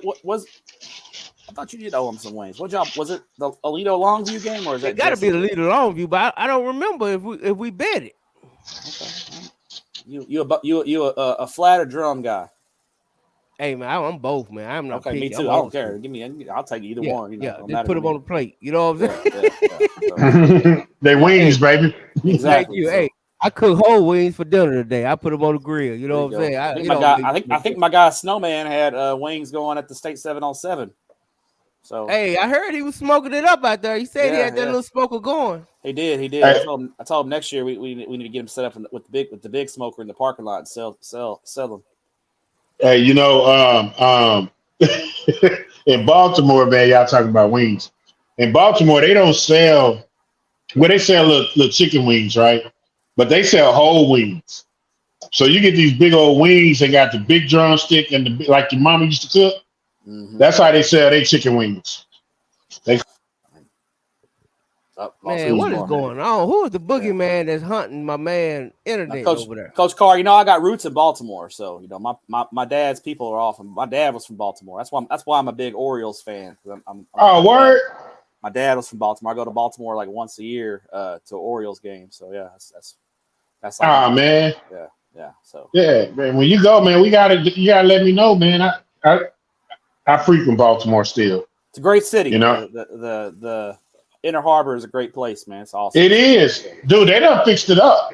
It's nice. So and a lot has changed in Baltimore. And if you never had a crab cake in Baltimore, you ain't had a crab cake. Man, with some Old Bay. With some Old Bay, yeah. Can't beat it. You can't. And that mamba sauce. Can't beat it. That mamba sauce they be up on. Yeah, no, Baltimore got its own eclectic palette up there, man. It's eclectic palette. Absolutely. But yeah, it's like I like it. I'm headed to Canada tomorrow, so you know I had to make sure I popped in and checked in before I headed back to Canada because you know I'll be on lockdown when I'm up there. Mrs. Step be having me doing honeydews and keeping me busy, so I gotta Oh yeah, I'll be back. You gotta catch a flight tomorrow, huh? Yeah, I got to catch a flight tomorrow. I'll be back for coaching school. I think July 14th. And I think I head down to H-Town on the 15th. So looking forward to it. We'll have Dave Campbell's. I have a ton of content from coaching school. We do a big setup down there. We have interview sets and we do formal. Me and Coach Todd kind of have a year. You know, the last 2 years we've had a sit down interview with Coach Todd at coaching school the last 2 years, and so I'm pretty sure he's going to swing by and and do it big with us. We have a Dave Campbell's Coaches Social that we have on a Monday night that we invite a bunch of coaches to, and we go to a bunch of coaches' socials, and really it's just kind of a chance for us to chat with these coaches and really kind of get the scoop before the season starts. So looking forward to it. So we'll have a ton of content. Then hopefully I can tap in and talk to you either before or right after coaching school, let you know how it went. Hey man, for sure, man. I might pull up down there in Houston. I got people down there. I think we need to go, J Mac. Yeah, we might. Coach Carr, you've been to coaches. Have you been to THSCA? You've been to THSCA, the convention, right? I haven't been to the Texas High School Coaches Association. Okay. I've been to the AFCA. Yeah. But it's like AFCA, except it's almost all high school. Now the cool thing is the college coaches do come. They have a big coaches panel, a D1 coaches panel, and Texas D1 coaches, and they have, it's a lot of, and it's not just, people think it's just for football, and football obviously is the main thing, but it's all sports are there. So it's a real big event. So I'm looking forward to it. I always run into a lot of coaches that I don't see quite as often. First one, man, but I definitely want to go, man. This will be my first one. Yeah, J Mac, somebody on me, man. They trying to get me, dog. They hate you, man. They hating on you, dog. It must be them DeSoto, man. Them DeSoto folk, they hating on you, dog. They hating on you. And just poor DeSoto just catching strays left and right today, man. DeSoto just catching strays. Hey man, I'm gonna give them the business, man, because they lied on my name. You know what I'm saying? You can't lie on my name. You can call me a hater, but don't call me a fake. I do. Speaking of DeSoto, I do plan on being at the DeSoto sock game week 3 this year. I think that's on my schedule. I'm starting to put my schedule together now. So, now my schedule is a little different. It's not as Metroplex heavy because I cover the whole state, so I got to get out and see other people. But there's a few marquee Metroplex games that I need to see, and so Sock DeSoto is definitely one of them on that third Saturday of the year. So I'll be there. Oh, we'll be there, Coach. Don't say you. You are the dub. I know you can't. I don't know if you can put that in your title, but you the dub. You know what I'm saying? Until the dub starts paying me, I really can't. So I mean, yeah. So you just quietly. Once you put me on the payroll, then until yeah. I'm an affiliate right now. Is basically what. Yeah, we're working on it, Coach. We working on it. Yeah, we working. So, but don't be surprised. I got a little. I got a little surprise for the dub at coaching school. So don't I got a little something up my sleeve. So. And Todd having his party, man, on the 16th at the Ghost Bar. So we definitely got to go crash that. Yeah. I was told not to publicize that too much, so I'm gonna keep that off the record for now. But there might be a chance I pop in on that thing as well. Because don't say that. You're gonna make your appearance like Vanilla Ice. Yeah. Tommy Egan, right, J Mac. Yeah. Tommy Egan, there you go. Tommy Egan, that's my guy. Yeah. There is a good chance that I pop into to that event. And black on black. Make sure you wear your all black, baby. I hadn't been advised. I've not been advised of the dress code yet. Once I am advised of the dress code, I'm a rule follower. I follow the rules. So whatever the dress code is, I will do my best to oblige. And then I know we have our own social. The Black Coaches Association has a social that I usually get invited to, and I've already been invited to that. So I always appreciate the Black Coaches Association inviting me to their social. I think that's where the dub got invited. Is that the one that Coach Lynn doing? Yeah, Coach Lynn. Yeah, Coach Lynn invited the dub to that. Coach Lynn and Coach Chris do that. Yeah. I always get invited. I've been invited to that the past couple of years, and then my Latino brothers, the Hispanic coaches, do a social on Monday night, and I usually get invited to that too. Yeah. But they're very inclusive. This because it's Hispanic coaches or black. That's the cool thing. Is just because it's the Black Coaches Association doesn't mean there's not white guys and Hispanic guys there and girls, and Hispanic coaches are the same way. So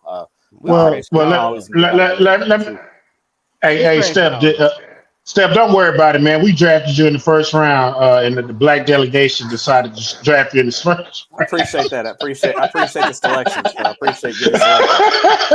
I appreciate it. I'm always appreciative when I get invited to the party. Yeah. Hey, look. We traded Brian Gumble for you, baby. Hey, man. I got some more. that we probably ain't gonna sell the show, but they got traded a long time ago. You did. Yeah. So, we got you. The Caucasians are getting the short end of the stick on that one. Then I'll tell you that. So Yeah. But as always, man, I appreciate you, man. And hey, you know you thanks welcome. for having me on. Hey, anytime, man. You are the we'll do it dub. again. Once everybody gets their magazines, like I said, and I'm open to feedback. I love it. I love I it was when gonna people say, interact. And if I you was have gonna say that. questions, I'm not hard to find. Ask me what I think about this and what I think about that. I'm happy to answer That's those gonna questions. happen, Matt. We're gonna have that show, but see, I was waiting till it come out in the stores so we could go over the polls and all that. So like I said, the ones that know already have it. Me and Matt, we've already talked about one. Yeah. So if you know, you know. So them Raiders. I'm pretty interested about what LD Bell and he said LD Bell and Trinity both gonna make it. I think so. I believe it. I believe it. I like I said, I don't mind people disagreeing as long as you're reading. That's the right nice thing, because that's the great part about high school football is we could put all the research and all the data in that we want, and we're not going to get all of them right, because in the end, it's a game played by 16 and 17-year-old kids, and stuff happens. So that's the fun part about the game. So that's why it always every Friday night's a mystery. That's why I love it. Yes, sir. There's always a story. Hey, man, go on and get that sleep, man. Go on to Mama Step. I know she waiting on you. You know what I'm saying? That 75-degree weather is calling my name. I'm about to be sitting on my deck with the cold drink and sitting out there all night long, just chilling. Yeah, what part of Canada? I ain't gonna lie. I'm hating on that. Yeah. What part of Canada? Cambridge, Ontario. So Cambridge is about an hour west of Toronto. It's a city of about 120,000 people. So it's kind of nice because everything I need is right there. Cambridge is big enough where I don't have to go anywhere unless I want to go. I don't have to go to the city unless I want to go to the city. Everything I need is right there. So Cambridge, Ontario. I live right on the river. There's a river that runs right by my house. Beautiful. Look it up on a map. It's beautiful. I may text you some pictures and let you see, J Mac. I'll let you see the crib. Hey man, hit me up. I think you should do that. I think shit, man. You living the life. Don't do that. Make me jealous, man. Go ahead. If you ever want to in the summertime, you ever want to come spend a weekend? I got an extra room. Hey man, I'm talking to the old lady right now, man. We might do that next summer. Just holler at me. Hey Matt, when is the big festival in Toronto? Caravana? Yeah. Caravana is usually I want to say it's in July or August. I ain't never been because usually I'm back here for football season. So I want to say it's like in late August, I think. My wife goes every year. I think. Well, let me. Yeah, it's actually in early August, early first week of August. That's right. So hey, J Mac, that's what you got to get to. Now, if I was still a single man, there's a good chance that I would show up. I can't get there. But I'm not trying to get. I'm not trying to get caught up. So, as a married man, no, I can't get there. I can't get there. It ain't nothing good for me at Caravana. I ain't bringing sand to the beach, so I'm just going to stay home and keep a happy wife, happy life. Man, you can look. I mean, there you go. Hey, right man, now, I already know, man. Sunglasses at 7 on 7, so I can't look without getting caught. So I'm gonna keep it. Hey, look, I'm just saying, everybody don't want to put around. Get in trouble for him being on Wednesday night during the season. Let's not add on. All right, cool. You boys be good, man. Y'all enjoy the rest of the evening. Appreciate y'all having me on, and appreciate y'all reading and supporting the brand of Dave Campbell's Texas Football. Hey, throw that picture up one more on your way out, man. Throw it up one more time. We really take it seriously. We try to make Mr. Campbell's legacy a proud one, and we take it seriously. So please. If you get a chance, read it. I promise you it'll be worth your time and worth your money. We put a lot of hard work into it, and yes, sir. If anything, it's a great thing to have. I know a lot of guys like you, J Mac, Coach G. You guys keep that magazine with you all throughout the season, and I buy two. I have two. I don't buy them obviously, but I have two. I have one that I put notes in and mark up and fold the pages and do stuff, and then I have one that I kind of keep for my collection. So I always it's a great reference tool to have during the course of the season. Yes, sir. Oh yeah. If you don't have it, you just playing. Yeah, you tripping. You ain't guys have a good night. This. Yeah, y'all. All right, man. Let y'all talk. Y'all talk some hoops. Y'all enjoy it. Y'all have a good night. Yes, sir. We gotta talk this basketball. We got my man Doug up in this big Doug up in here. You know what I'm saying? Hey, what's up with it, baby? Hey, man, Doug. Hey, but Doug, let me pay some bills, man, and throw this commercial out real quick. You know how we do out here. You know what I'm saying? Handle your business. Welcome to the Dub, the #1 high school podcast starring Pat Botese, Jeremy McInnes, Whitfield Roderick, Coach Carr, and Ryan Riser. Dallas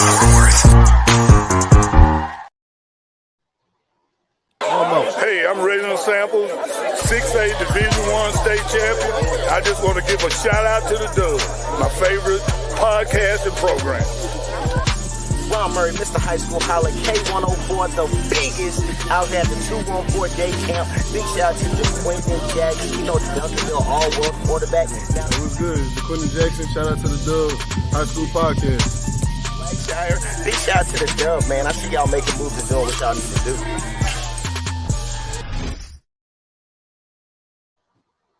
Man, I love that commercial, man. That is my favorite. I ain't even gonna lie to you. But we got the big man, Big Doug Grace in the house. You know what I'm saying? Gracing us with his presence. What's happening, homie? Hey, man, it's been an exciting weekend, Coach. First of all, what's going on? The other two coaches, Will and who else they down there? Coach G. Coach G, what's going on? What up, Doug? Hey, man. Hey, y'all. I know y'all been talking football. I know y'all been football. But, man, I got to let it be known, man. Y'all do know that we had 10 kids in that NBA draft, and all 10 of them went into the draft and got picked up, man. Here. That's 10 kids at the Metroplex, brother. Yes, sir. Yes, sir. You know Yeah. what I'm saying? Hey, we got somebody, man. But, you know, like I say, Swaggy, you know, he kind of do his own thing. He supposed to be doing basketball. I saw him today. I saw him. He was supposed to come on and talk about it, but, you know, Swaggy, you know, he feel like, you know, I don't know what Swaggy doing, but we got Doug. So we gonna rock. Hey, Doug, I got a question for you. Before you get into this weekend, just kind of stay on the draft for a little bit. We had a certain kid that didn't get drafted. At what point did you say, would you, during the course of that, because I don't know, so during the course of that whole experience, they have an opportunity to go back to college and play one more year and decide to come back. At what point do you say, okay, I should probably go back as opposed to staying and then don't get drafted? From my understanding, you know all the way up until that point. You have a cutoff point, you have a deadline point to where that you can't go back to college. From my understanding, that kid was for sure supposed to get drafted, which, you know, we thought the Milwaukee Bucks was gonna pick him up, but ended up Dallas picking him up. But like we said, I think the opportunity is still good for the kid because he's going to get an opportunity to play. His NIL deal is still going, so he still has an opportunity to keep everything going the way it was going. I just think it put him on a platform to make himself more marketable and to put himself in a position to earn a little more money. I think he's going to make that Dallas team once he get down to Vegas and show them what they really was missing. Here's what you have to understand, too, with that. You had guards that was 6'8", 6'7", 6'8", that was going before him. So it ain't like nobody that was smaller than him went, you know what I'm saying, other than the Salsa kid. But other than that, shit, man, Mike, I think he's going to be I think he's in a great situation with the Mavericks. I think he's going to blow up down there in Vegas. And I think he's going to get the opportunity to play with Luka. And once he get that opportunity to get on that floor, he's going to be excellent. He is, hands down, one of the best guards in that draft. Amen and amen. Yeah, I was just because I know you got, like, you know, like you said, like it was 6'7", 6'8" guys going. So I was just kind of curious, like, okay, like I think it was Sasha did it last year. Yeah, like a lot of them kids went from the G League and went from overseas. Right, but what I'm asking is, you know, I guess what I'm saying is like, I'm just curious to know, like, hey, man, is it probably best for me to go back to college and try it again or just stay in it and see what happens and ride it out? Which he did it, and it worked out for him. So I'm just curious. They do have somebody in there. They do have somebody in their camp to let them know, hey, go back to school. Hey, you have a good chance of being back. So, yes, the agent does give them that inside tell to say, hey, I think you need to go back and do one more year. Now, hey, it's a possibility that the Bucks are gonna take you, the Mavericks are gonna take you, X, Y, and Z. So I got you. You do have all that intel. Is this for that young man? It was just unfortunate his name didn't get called. But as you saw, the Mavericks picked him right up. Yeah, and that's the blessing. Yeah, that's a blessing for him. Yeah, for sure. Yeah, he in the best spot. I believe he got the best spot that he could have went to. Period.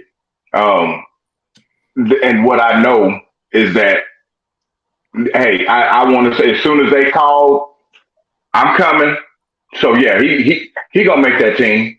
Oh yeah, he gonna. Let me real quick. Speaking of that young man, all y'all out there, views or whatever, tune in tonight, 10 o'clock, Channel 4. Mike Miles exclusive interview on being picked up by the Mavericks. So y'all tune in for that. That's gonna be about. Is it 10 o'clock or 10:20? It's coming on sports. About 10:20, 10:25. Yeah, but I'm happy. Hey, I can throw my 2 cents in on that. I'm happy the Mavericks picked him up. I can tell you that. You know what I'm saying? But hey, welcome Swagger. Swagger decided to grace us with his presence. You know what I'm saying? He didn't want to get replaced by Doug. He didn't want to get the one thing I can say, hey, Doug be on it. And Doug, you gotta tell me who them guys was you showed from Lancaster, man. You gotta tell the ignorant. I was gonna get into that, but y'all wanted to talk about the draft. Okay, we'll get into it. Hold on to it then. Go ahead, Swag. Hold on. You gotta realize this also. Doug, I'm pretty sure you know this too. The Miami Heat just played in the NBA Finals, bro. They played with 4, not 1, 2, not 3, but 4 undrafted players. And now this coming up season, all 4 of them finna get paid. So it ain't where you start, bro. It's where you finish. Yes, sir. So yes, sir. Huh? I said, yes, sir, man. But hey, I want to dive right into this TABC, man, because I did attend a couple games, but this is not my forte, so I lean on the experts. First of all, I gotta give them. Go ahead. No, just first of all, I gotta give a big shout out to Jabari, because he's the godfather and the GOAT to this basketball stuff. I've been following him forever. And now Swagger, he big on it. And now I just found out Big Doug is big on it. I got more avenues to lean on, and everybody out there, man, I need y'all to pay attention to these 3 because they know they out there doing it. You know what I'm saying? So I will start with Doug first, Swag. Doug, tell me what was your thoughts of some of the games you watched, man, and your overall opinion about it. Well, of course, at first, y'all know I'm gonna start with Walter Hatches. Y'all know I'm gonna start with Walter Hatches, man, with my nephew. My nephew put on a great showing this weekend, man. Walter Hatches. I'm gonna pick Walter Hatches 6A, and I'm gonna tell you why I'm picking Walter Hatches, because you're gonna have to stop Grace and you're gonna have to stop Parker. You're gonna have to stop them too. 2 top ESPN, top 50 kids. They showed this weekend why they top ESPN. They did a hell of a job over there. They did a hell of a job. My nephew, he picked up offers from U of H, picked up offers from K-State. They still coming in as we speak. So he put on a great showing this weekend, man. That was some of the things that's first. I'm picking off the muscle 6A Walter Hatches. You just gonna have to deal with. You got to deal with Grace. You got to deal with Parker. You got to deal with those 2. And for anybody who say that 2 people can't take you to state, shit, Lake Highlands did it. DeSoto did it with nobody. So, yeah. And after watching Duncanville play, they definitely ain't gonna be a factor this year. No, sir. Duncanville is nowhere in the making. They do have some kids that they got a great player now. They got one great player. No, that's Bug. That's Ken. That's Bug. Bug had a hell of a showing. He had a hell of a showing this weekend. He one game he dropped 32. Next game he came back, dropped 44. Then I don't know what he did today, but they played right when I was leaving today. Duncanville is young. Yes. They young. Go ahead. You break it up, Swag. You said what? No, you were saying what Duncanville did today? Now I'm just saying he KE did his part, man. It's just Brennan was just too tough on him. And then they're young too. So that was, you got to think the black kid, he just coming in from the draft and stuff like that there. So this was his first showing with that team. Then you got Chris Hunt's son. You got little Chris Hunt Jr. over there. You playing with at least 4 sophomores over at Duncanville, and then they waiting on freshmen? They fresh with those freshmen, yes. 3 freshmen. And then you waiting on 3 kids to come in. 3 kids that they still ain't don't nobody know about yet. I mean, we know about them, but they haven't even enrolled or anything like that. But they are coming. So Duncanville will have something. Just right now, they didn't have anything to show for the weekend. Well, what about Sock going 3-0? I went to. Hey, listen. Hold on, Grace. I was up in Sock the other day. I walked into practice and I looked around and they was on the floor and I was like, shit, this team look different. And one particular coach said, shit, I'm getting my lick back this year. So go ahead, Grace. Tell me about it.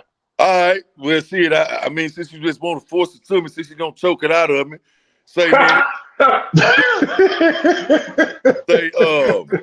I'm very excited about what we thought. We thought we was going to get a point guard, but we did end up getting him. But it's okay because Jalen is on fire right now. Everybody is talking about Jalen right now. Our backcourt right now is something to deal with. With Cato and Jalen, you got to deal with those two. Then on the wing, we're going to go with Jabril. Oh, man. Jabril. They look good, man. They look good. They look good, dog. Then you got the Texas Tech signee with Jackson.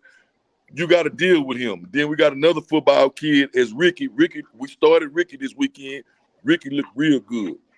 Man, Sock is going to be – Sock. I think Mays going to get his lick back, but he got to deal with that big bully over there in Lancaster. That's what I want to talk about. That's what I want to talk about. It ain't a month. If I'm going to just say this, man. If that get cleared, if that what he got over there get cleared, they should go 40-0. They shouldn't lose a game. If he get those 2 kids cleared, which I think they're going to get cleared because they stay in Lancaster. Both of those kids stay in Lancaster.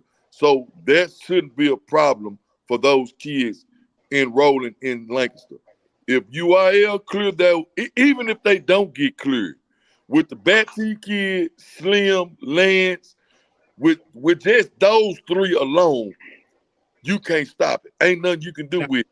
6'8", 6'7", 6'6". Pick your poison. Ain't nothing you can do. The Batsy kids showed ain't nothing in the country fucking with him. Now, here go their problem. Here's their weakness. They do have a weakness. They have no shooters. They don't have a shooter to save their life. The shooter that they do have, he's on the bench. Here's the deal with that team. They only have 3 seniors. Everything else is sophomores and juniors. I don't think Farron is going to rely on them sophomores this early yet. I don't think those sophomores have played enough basketball to jump in the fire of Lancaster running Tigers. That's the only thing hurting them. If they get a shooter, over with. But if they rely on Nunu and Day, and if they rely on that penetrating, get to the hole, if they rely on that post player, if they rely on any of that, it's going to be hard to beat them, man. But here lately, what team have you seen win it all going inside to the post? You can't win without a shooter, man. His shooters is young, and his shooters, he's not playing them shooters like that. You know what I'm saying? Hey, man, that can hurt in the playoffs, man. It's I ain't gonna lie. That's what wins when it comes to the playoff basketball. The 3-pointers count. If he run up against Sock, and Sock is off of that 3rd state championship in football, we got those kids back, it's going to be trouble, man. It's going to be trouble if he don't get a shooter. If Lancaster don't get a shooter, it's going to be trouble. It makes that bench short. It makes that bench short without a shooter. Well, here Man, it takes away them bigs too, because you ain't got to go out there and respect that. Yeah, just pack You it in collapse on them. them. Pack it Yeah. in. So, because I look at it like this right here. If the matchup with Sock and Lancaster, right? Guard play pound for pound, we matching up with them. Jalen, Cato, Jabril. They gonna come at us with Nunu, Day-Day, and probably Lance, or Nunu, Day-Day, and probably Batty, or however they come at us. Our guard play is gonna be a little bit better than their guard play because our guards can shoot. So, Cato can shoot, Jalen can shoot, Jabril can shoot, and then, you know what I'm saying, we got Preston over there that ain't nobody had a chance to see. See, once And you're Preston, young. that's Go ahead. white Go ahead. Okay. Yeah, the white kid. You know what I'm saying? So once Preston get up to speed to varsity level speed, it's gonna be downhill. Mays gonna get his lick back. But like I say, if it get anything to where you go to a post game, if you slow that ball down and let Lancaster go to throwing them oops and throwing that thing off the backboard and stuff like that, you in trouble. Hey, so the big sophomore, he looked a lot better this year. It looked like he's not as lanky and awkward looking. He looked more athletic. He got offers from UTA, La Tech, and one more. He picked up one more today. So he picked up 3 offers this weekend. Man, yeah, coach. I'm telling you, man, Sock look good, man. They look real good. You know, so I'm excited to see it. I'm excited to see Faith Family with the Jazz Henderson kid at the point guard. Then you got another wing kid that's incredible over there. And then, you know, you got the kid that transferred from Lincoln that's over there at Faith Family as well. He'll get a chance to play. So Faith Family is gonna be tough. You know what I'm saying? Carter is gonna be tough with that freshman that they put out there today. You know what I'm saying? They got a freshman that's shooting that thing from the parking lot. Is that Carter? Yeah. Yeah, I like him. And I'm gonna let Swagger talk about it, but I did like that little freshman that's gonna be playing at Carter next year, man. And I ain't gonna lie, this one thing I noticed with the freshman, with the Carter freshman, and even Anthony Black, little brother, the freshman at Duncanville, is we gotta start doing some push-ups or something, man, because you're gonna have to get stronger. You're gonna have to get stronger. Bird chest. Yeah, Bird guys, chest. it's just too little, and it shows when you go up against more mature basketball players. But Swagger, tell us what your thought on the tournament, man, and your overall view. Oh man, I'm gonna start out with can y'all see me? Yeah, we got. I'm gonna start with. Can y'all hear me? Yeah, you spotty, man. Your internet working? It ain't working. You chopping up, but you good. Okay, I'm gonna start with 6A, man. I say in 6A this weekend that really, really impressed me, and neither one of them is from the DFW area. Round Rock Stony Point, that team is dynamic good. They're going to be real good. San Antonio Brennan, that team is good. But I believe once again, Beaumont United will go back to state. And like Doug said a while ago, instead of Lake Collins or Duncanville, we're looking at a Beaumont United Waxahachie state championship game. Wow. My honest opinion. Duncanville, like Doug said, Duncanville, they got something coming. So what you're seeing this weekend, don't count them. You gotta realize this. And Doug, I know you know this. In the TABC, besides last year, you gotta remember, Ron Holland them junior year, him, Cam, Eric, none of them played in the TABC his junior year. Peavy put his whole sophomore team out there, and they looked the same way they looked this weekend. Then when the season started, they showed up with Ron, Cam, and everybody else, and you know the rest was history. They were state champs. So a Duncanville team, you never look at them right now and say, oh man, they're gonna be no. Believe me, something coming over there. Yeah, they got- Lake Cotter's lost Trey, and they lost Washington, who is part of the 2 top players. They lost, but Duffield returned a lot, man. He got a lot of talent coming back. So Lake Holland's gonna be right back in the thick of things. Like Doug said, Waxahachie is gonna be the team that you really, really have to watch out for in the area. Cory got a good squad over there. Grace and them boys, hey, they can ball over there in Waxahachie. Moving on to 5A. I think Doug said it best a while ago. I'm gonna say it right back with him. If Lancaster gets cleared, see a soul touching them this season.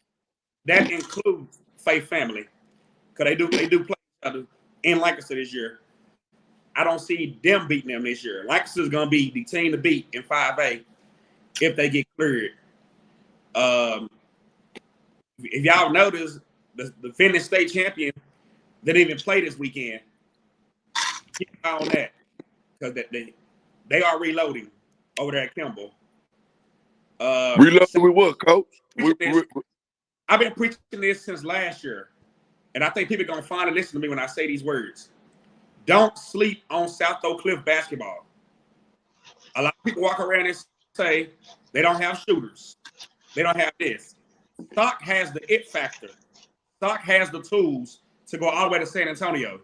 So do not sleep on Stock, because they do have shooters this year.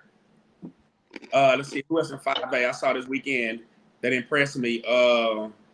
Don't count WT White out. WT White look good. That's what I was going to. Coach Washington. Shout out to Coach Washington and them WT White boys over there. WT White is going to be a force to be reckoning with.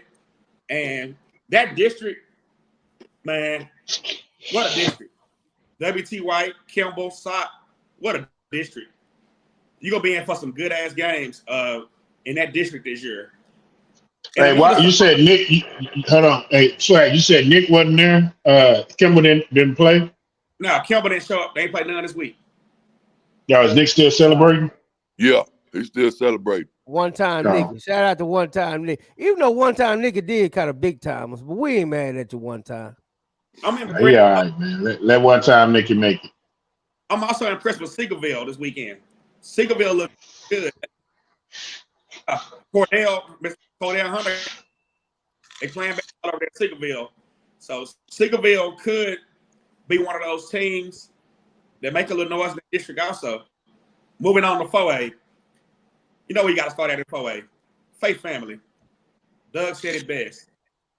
Hey, those freshmen they had last year that are now sophomores, man, what can I say? Kingston Willis, point guard. Oh, my God. Oh, my God. Say. It's always, oh, my God, with Faith Family, bro. Dog, it's like you got the kids that you ain't never thought about. Like, damn, where did this kid come from? Damn, where did this kid come from? That sounds like a person that's doing a good job evaluating his players. I saw him in the gym the other day. Doing a damn good job, brother. Yeah, I got to give credit, man. A lot of people talk about them in bad ways, but I got to give the credit where it's at. Brandon is a hell of a coach. There's no doubt about it. He's a hell of a coach. You can say what you want to say about Faith Family. You can say they do this, they do that, but you got to give the credit where it's due. Brandon Thomas is a hell of a coach over there at Faith Family. And, hey, man, you can't beat it. Hey, if you want to beat them, get it done. If you can't complain about it. That's all I can say about that. Get out the way. So is Faith Family staying in 4A this year? No, sir. But they got one more year in 4A, right? Or they got one more. They ain't going nowhere. Yeah. Oh, they ain't going nowhere. That's right. Yeah, you still got to go through them people. I agree. But the best 4A team that I seen this weekend, without a shadow of a doubt, was Houston Booker T. Washington. Yeah, I saw that. So about to ask you about them. And ball. I was at that game. Love that coach. Love that coach. Floor talking to the SMU head coach. We sit there having a good conversation. He sit there and he said, man, that kid just picked up an offer right in front of your eyes. I said, I see. That man, he died. He destroyed Carter at Hebron. I got to get it. Chris McDermott, that kid can ball over there at Booker T. Washington. Booker T. Washington has pure shooters. They have the size. Hey, but I would not. So I want to ask you, because you say they got the size, but they put out like 3 midgets. They put out 3 guys that are like 5'3", 5'4", 5'5". They can shoot. They're shooters. I'm about to say, and who running with them? Who running with them? Now they got 2 big guys, but they have 3 they got short a program, guys. coach. Yeah, who running with them? Them little kids never stop moving. Hey, but guess what? That same team that you saw just played for a state title last year. No, I know. Lost. Yeah. Hey, what about C.E. King? How Mobley look? Oh, King look great. They went 2-1 this weekend. 2-1. Hey, he got a 6'6" kid. There, man. They're gonna be rocking down there. He got a 6'6" kid that play on that wing. That's a fool with him. Okay. Okay. He got some stank down there, boy. Man, we got to go check Mobley out, man, just to catch it. Hopefully, he get a chance to play up here somewhere close. Hey, I definitely want to see what he do. I'm sure he already gonna get in the tournament. Moving on to Silsby. Silsby, tough, grit. Those kids play with pure heart and grit. They went 3-0 this weekend. They beat Carter by 12, Pinkston by 20, and Kenya Randall by 12. Up in the Grand Houston, looking for Silsby, Washington, the winner go to state. I'm looking for that to happen again. Here in Dallas, Pinkston, they took a loss. They lost their point guard, Nunu, to Lancaster. They lost Dink Pate to the NBA G League. They are a point guard away from being great. They Achilles heel. They're gonna be a point guard. They don't have the point guard that they normally have with Nunu, and somebody have to fill his shoes.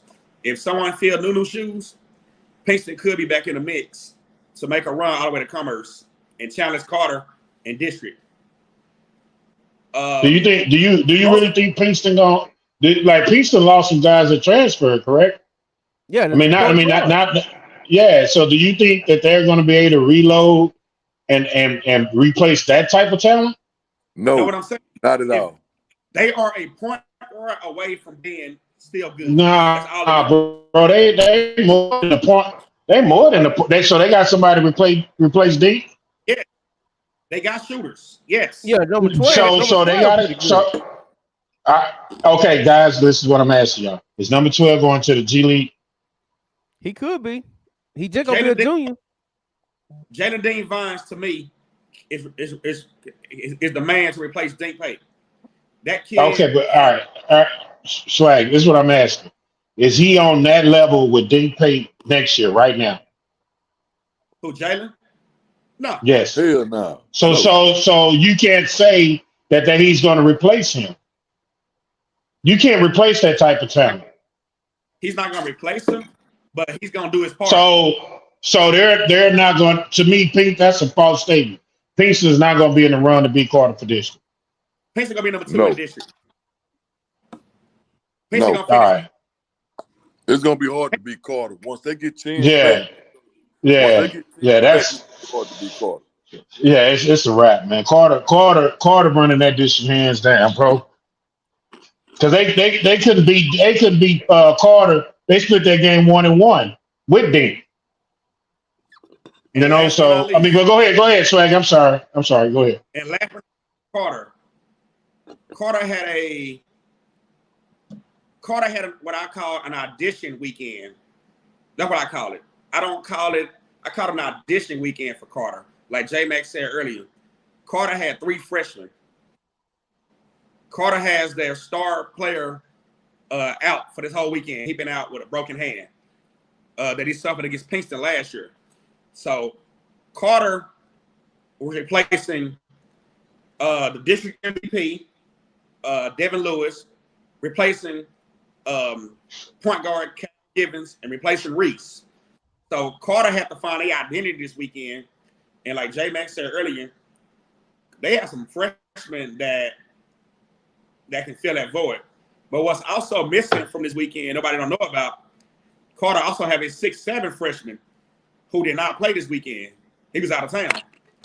So you plug him into the they gonna have a good year. Aside for that, Daniel Thomas, man, Carter 6'9" senior. He went off. Is that 00 swag? Yeah, he went off. I'm gonna be honest, man. I'm iffy on him, man. He picked up a Why offer you today. iffy on? Why you iffy on him? I'm iffy on him because I was there at the Booker T game, right? And to me, against Booker T, and let me tell you, let's remind you, the Duncanville game was after that. So the stands were full of college coaches. Like, it wasn't a team I didn't recognize that wasn't over there. And I thought he did not have a good game at all. I thought the center for Booker T showed him up multiple times. I'm gonna tell you like this: you should have saw him today. Well, he dominated today. Okay. And I'm gonna tell you like this. I'm gonna tell you, I thought that he took a couple of sets off in that Booker T game. I thought he was just resting instead of going. But that's just me. I mean, that's just me. But G, Coach G though, how good is Booker T center though? I like that whole squad. Yeah. Now I mean, but specifically, I like that whole squad. He's getting recruited, right, Swaggy? There ain't much. I'm gonna tell you, Booker T is one of those squads that they remind me of them old stock Dunbar teams. That they a team. That now, did I recognize the big man? Yeah, he athletic, he got game, but that they're a team, and that coach, that coach. I mean, I know why they doing what they doing, but I just thought the Carter kid, he has every tool in the toolbox that you want. I just thought that sometimes he didn't take the game to them. He let it. He basically let that kid dictate to him what he was gonna do. That's what I thought. I thought he was way too passive. And I'm right. The way Coach Love was on his behind, he was thinking the same thing. Yeah. Yeah, and that's just how. I mean, and I don't. That's not to say he's not a great player, a good player. I just thought that he could, if he asserted himself, that it wouldn't have got above 10 points if he asserted himself. Yeah, exactly. I will say this, and this is not about Carter. I think yesterday, we gotta realize this. Some of these kids are either on 7-on-7 with their football teams and playing basketball, and just like that, who ain't played basketball all summer, or in case of teams like these teams ain't even had a chance to even practice, play another right. It was just hey, we show up and play. So I feel like right. Whoa, stop, Swag. Who?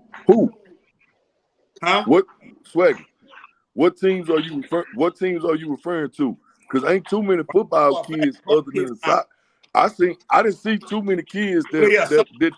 I didn't see too many teams that didn't have their whole team. Or 7-on-7 football. Did what they first time getting together this weekend as a new team. So, who on the football field for Carter? Jordan is a receiver, number 6. Yeah, but he ain't no factor though. Yeah, when he he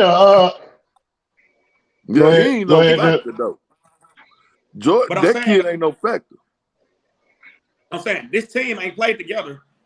None. Like who you talking about, Carter? So who you talking about, Carter? Yes. So you put them together for one game against Booker T the other day, last night. Of course, they out of sync. Today, they look like so Cole didn't play. Cole didn't play either. Cole played.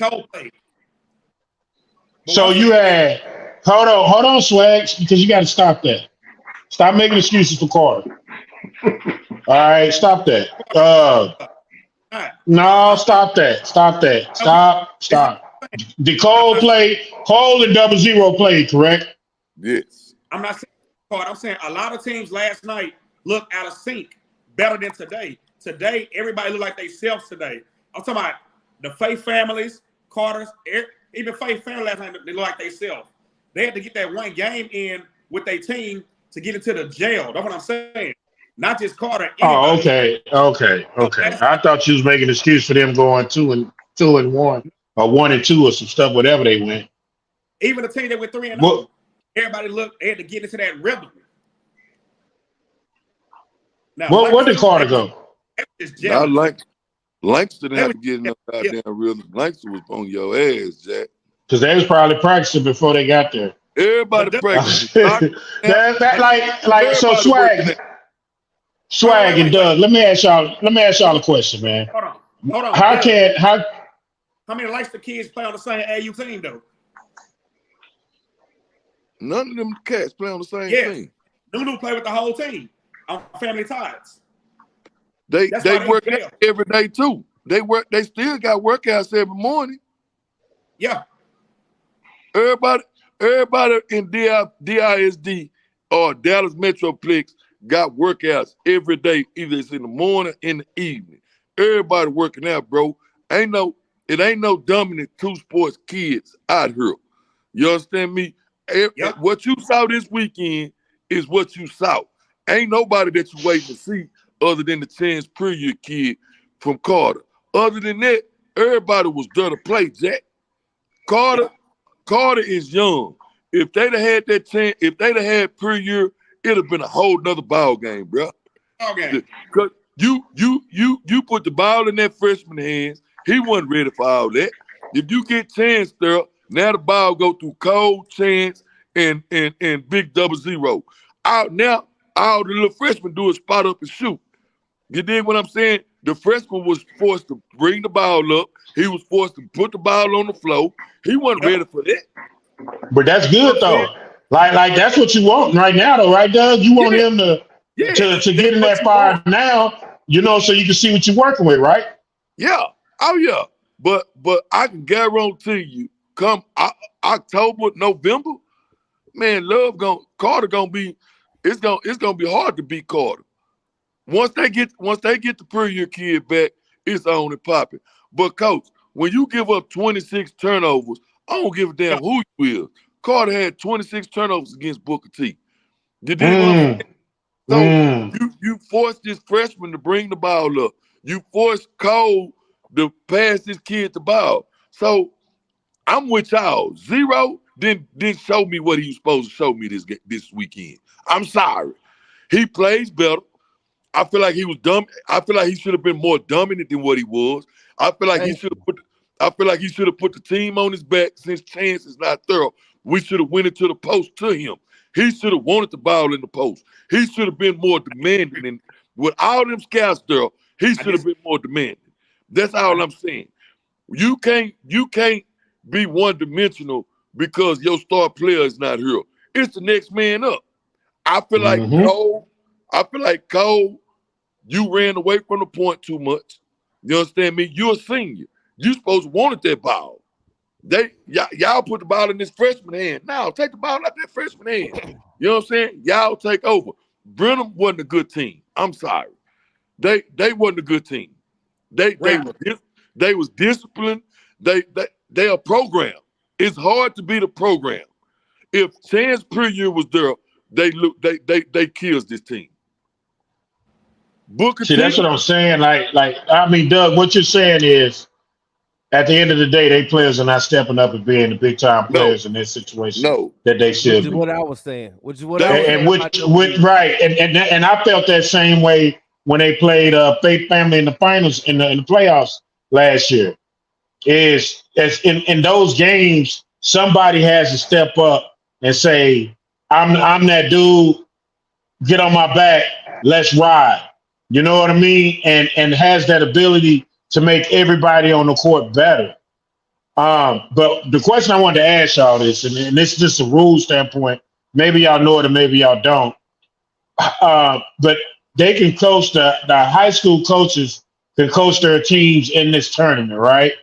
Yeah. Why can't football coaches coach their teams in the 7-on-7 tournament? Because 7-on-7 is not a UIL sanction. That's something that has nothing to do with UIL. Well, I'm saying in 7-on-7 state champion, it's state tournament is UIL. So why can't they coach in that? See, that's something that I should have asked Matt, huh? I should have asked Matt that, right? Yeah. But far as I know, see, that's something new. I'm learning that you saying 7-on-7 is UIL. Yeah, no. See, that's the thing, Doug. UIL puts on a 7-on-7 tournament, the same they do as this TABC. So and I understand what coach, because I think the same thing, and I didn't think to ask Matt, which I am going to ask Matt that, is how can you let the basketball coaches coach, but won't let the football coaches coach the 7-on-7? Because I don't see much difference, to be honest. Because the TABC is different. It's not different. They all UIL. All UIL. It's all UIL. Now that I don't know, but like I say, this TABC is something new. It is something new for the last couple of years. I think it's dope though. Hey man, this weekend, and I made a post, man. I made a comment, and I'm gonna stand behind my comment. And anybody that's watching this, I'm gonna say this, and I'm gonna say it, and I'm gonna continue to say this. What you saw this weekend is what you're going to see during the season. Unless a 5-star kid moves in or a big time name moves in, what you saw this weekend is what you're going to see for the season. That what you saw over at Lancaster, you would not see this dude playing 12 kids when the season starts. Go check the history of Farron Douglas. Farron Douglas have never played more than 8 kids. Never. So, again, I'm going to say this. If you're not happy with what you saw this weekend as a parent, you might want to transfer. Hold on, Doug. We like to call that on the Dub. J-Mackin. It's either J-Mackin or relocation. Oh, well, you might want a relocation.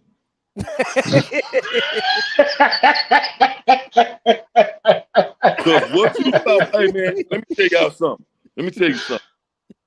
Hillcrest fighting, WT White fighting, Auditor Seguin with Liz Z, with Zach Green's son, Seguin over there fighting, Den Ryan fighting, Argyle fighting, Stony Point is fighting.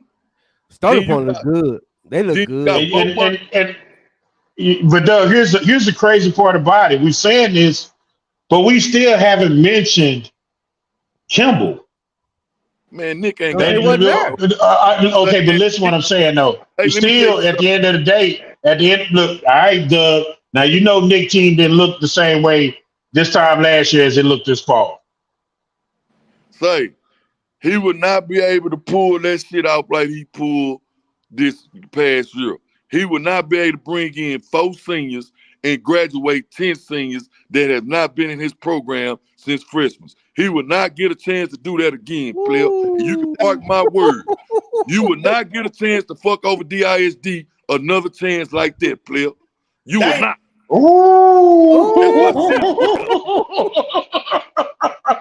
Wait a minute. Please elaborate. Keep going. I'm listening. Yeah, don't let me stop. Yeah. Go ahead. Look, bro. What Nick did was undoable. And the reason, okay, let's go back. The dude that was at Woodrow, they fired the coach because of whatever him and his daddy did over there, right? So then you turn around and let Nick make a mockery out of DISD and bring in 4 seniors, and he turn around and go win state with this? In their mind, okay, we got another state championship. But in the district mind, hold on, man, this shit one-sided. Y'all letting them over there do this, but us over here, whenever we do it, y'all red flag us. Bro, they is not gonna let that happen again.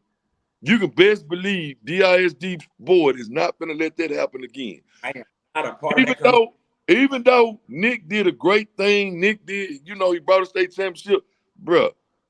You can't tell me that that's why I don't think they're gonna let Lancaster do it. I don't think UIL gonna let Lancaster do it. Do you think a lot of that has to go back to like the Faith family and how they treated Faith? No, okay, no, right. Sir. So when they did Faith family, they talked about Faith family the same way that they recruit and get players in, right? Kimball did it, and now you're talking about Lancaster.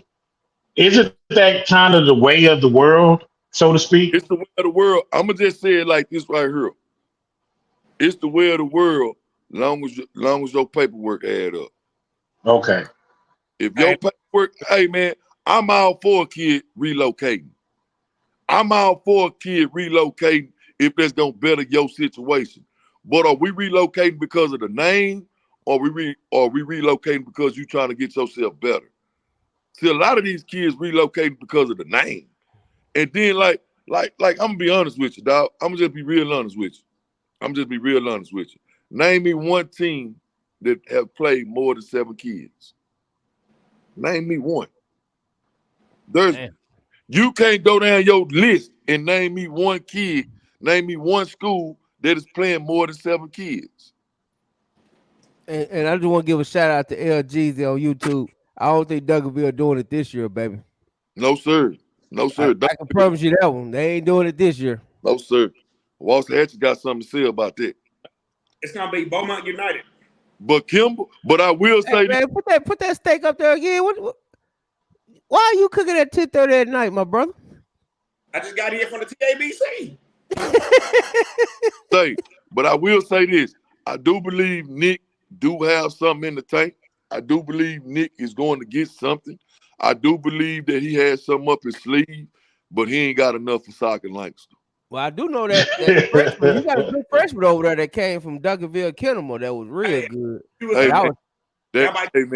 Hey man, if he'd have had something, he'd have put him in the TABC. So hold on, Doug, because you just said something. Do you think he went MIA because he don't have nothing? That's why he went MIA. He ain't got a TV. Oh, you said he don't want to embarrass the brand? He didn't want to come in that state championship like that, man, because he knew he didn't have no high profile players. He didn't have nobody that's being recruited over there. You name me one kid that got an offer over there at Kimball right now. Damn. Only on the Go ahead, Swag. And cooking at the same time. Go ahead, though. I'm gonna tell y'all another sleeper. That Jermaine O'Neal team. Oh man, look here. You better watch out, man. I don't know what league they gonna let him play in, but Jermaine O'Neal gonna be dangerous. They got that Duncanville girls team. Who is that? The one on the girls team for that Jermaine O'Neal school, that Coach Howard for the girls basketball coach. Oh yeah. They do have her over there. They do have her over there. They do have. So hold on, what's the Jermaine O'Neal school? That's a new school that just got open. That's a home school. Them kids are home school. But he done built his own little old leadership academy over there. Hold on. Oh, that's Jermaine Neal that played the NBA. Jermaine Neal. Yeah, the Drive Nation with Drive Nation. Supposed to be pretty big. Okay. Right? Huh? His son supposed to be pretty big time, right? Yeah, Jermaine O'Neal Jr. That's just the name, though. You can buy stars and stuff like that, though. You know that. All right, take enough people out to lunch. Yeah, you take enough people out to lunch. We're gonna put a couple stars by his name. You know what I'm saying? Okay. But the kid can play. The kid can play. You know what I'm saying? Don't get it twisted. But I think if you take his dad away, then he'll just be a regular player. How tall is he, Doug? 6'6". 6'6".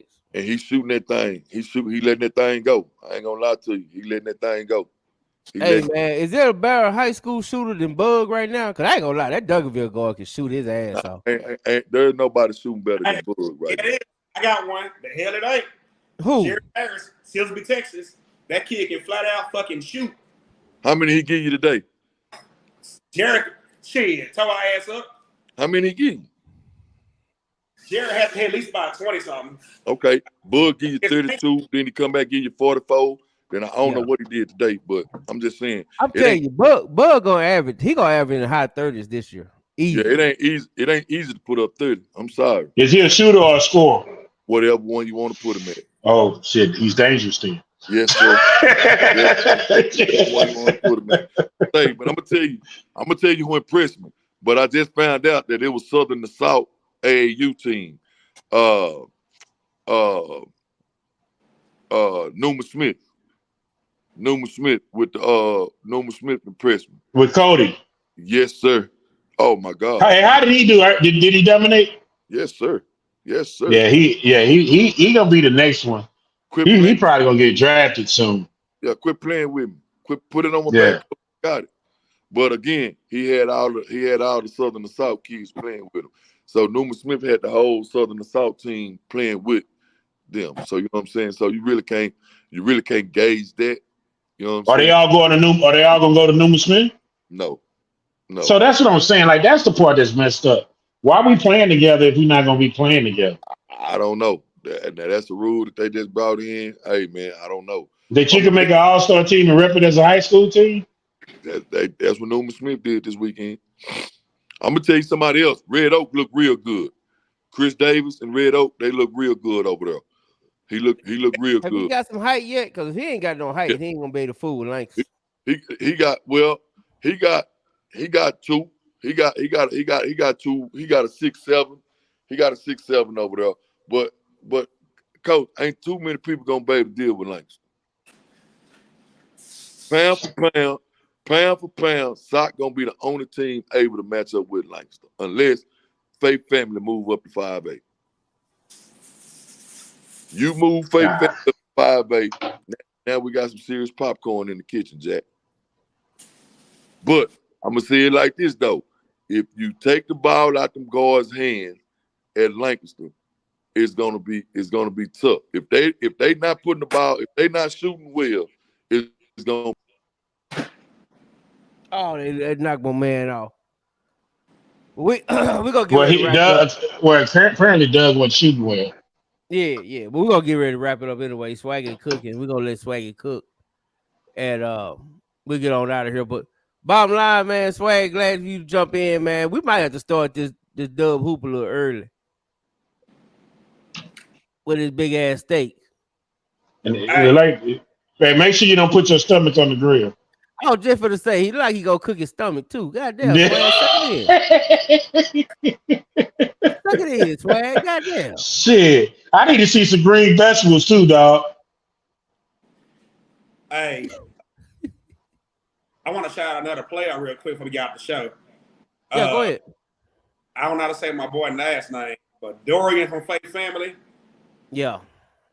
And he shredded 15 pounds. Now you gotta remember.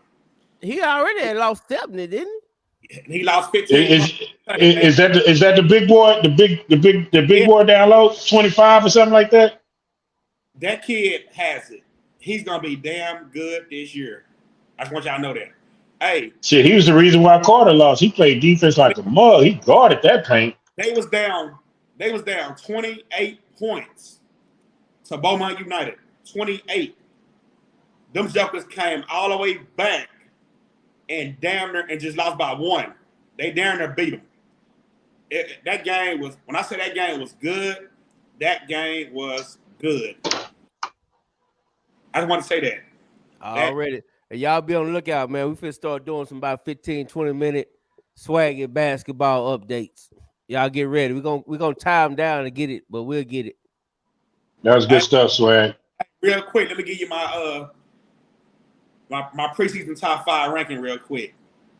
In all classes. I'm gonna go with 6A first. I'm gonna go with United number 1, Waxahachie United number 1, Stony Point 2, Hatchie 3, Brennan 4, and I'm still going with Duncanville at 5 because you don't know what they got coming back yet. 5A, Lancaster 1, Frisco Memorial 2.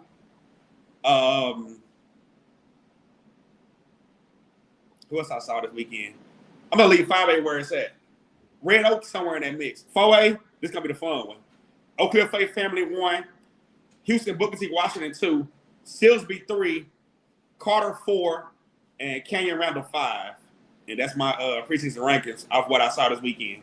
I'm gonna be honest, man. Don't nothing of it matter because Faith Family winning 4A. Yeah, so Faith Family for the victory. Ain't nobody beat them, dog. I just don't see it, dog. Carter gonna beat them. Okay. Hey, I hope so. Hey, I was there. You saw me. I was there supporting Carter. Carter gonna beat weekend.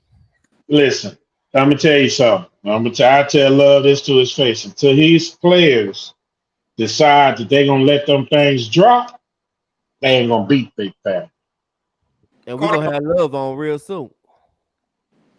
So I need my stars to play like stars on the nights that it matters the most. Hey, when that being said, I'm about to go on Facebook Live and do a live cooking show right quick. No, we ain't gonna do that. Not today. Man. Yeah, well, I'll let you, man. Go get chubby. I'm going right now. Hey, I'm Reginald Samples, 6A Division I state champion. I just want to give a shout out to the Dubs. Watch this.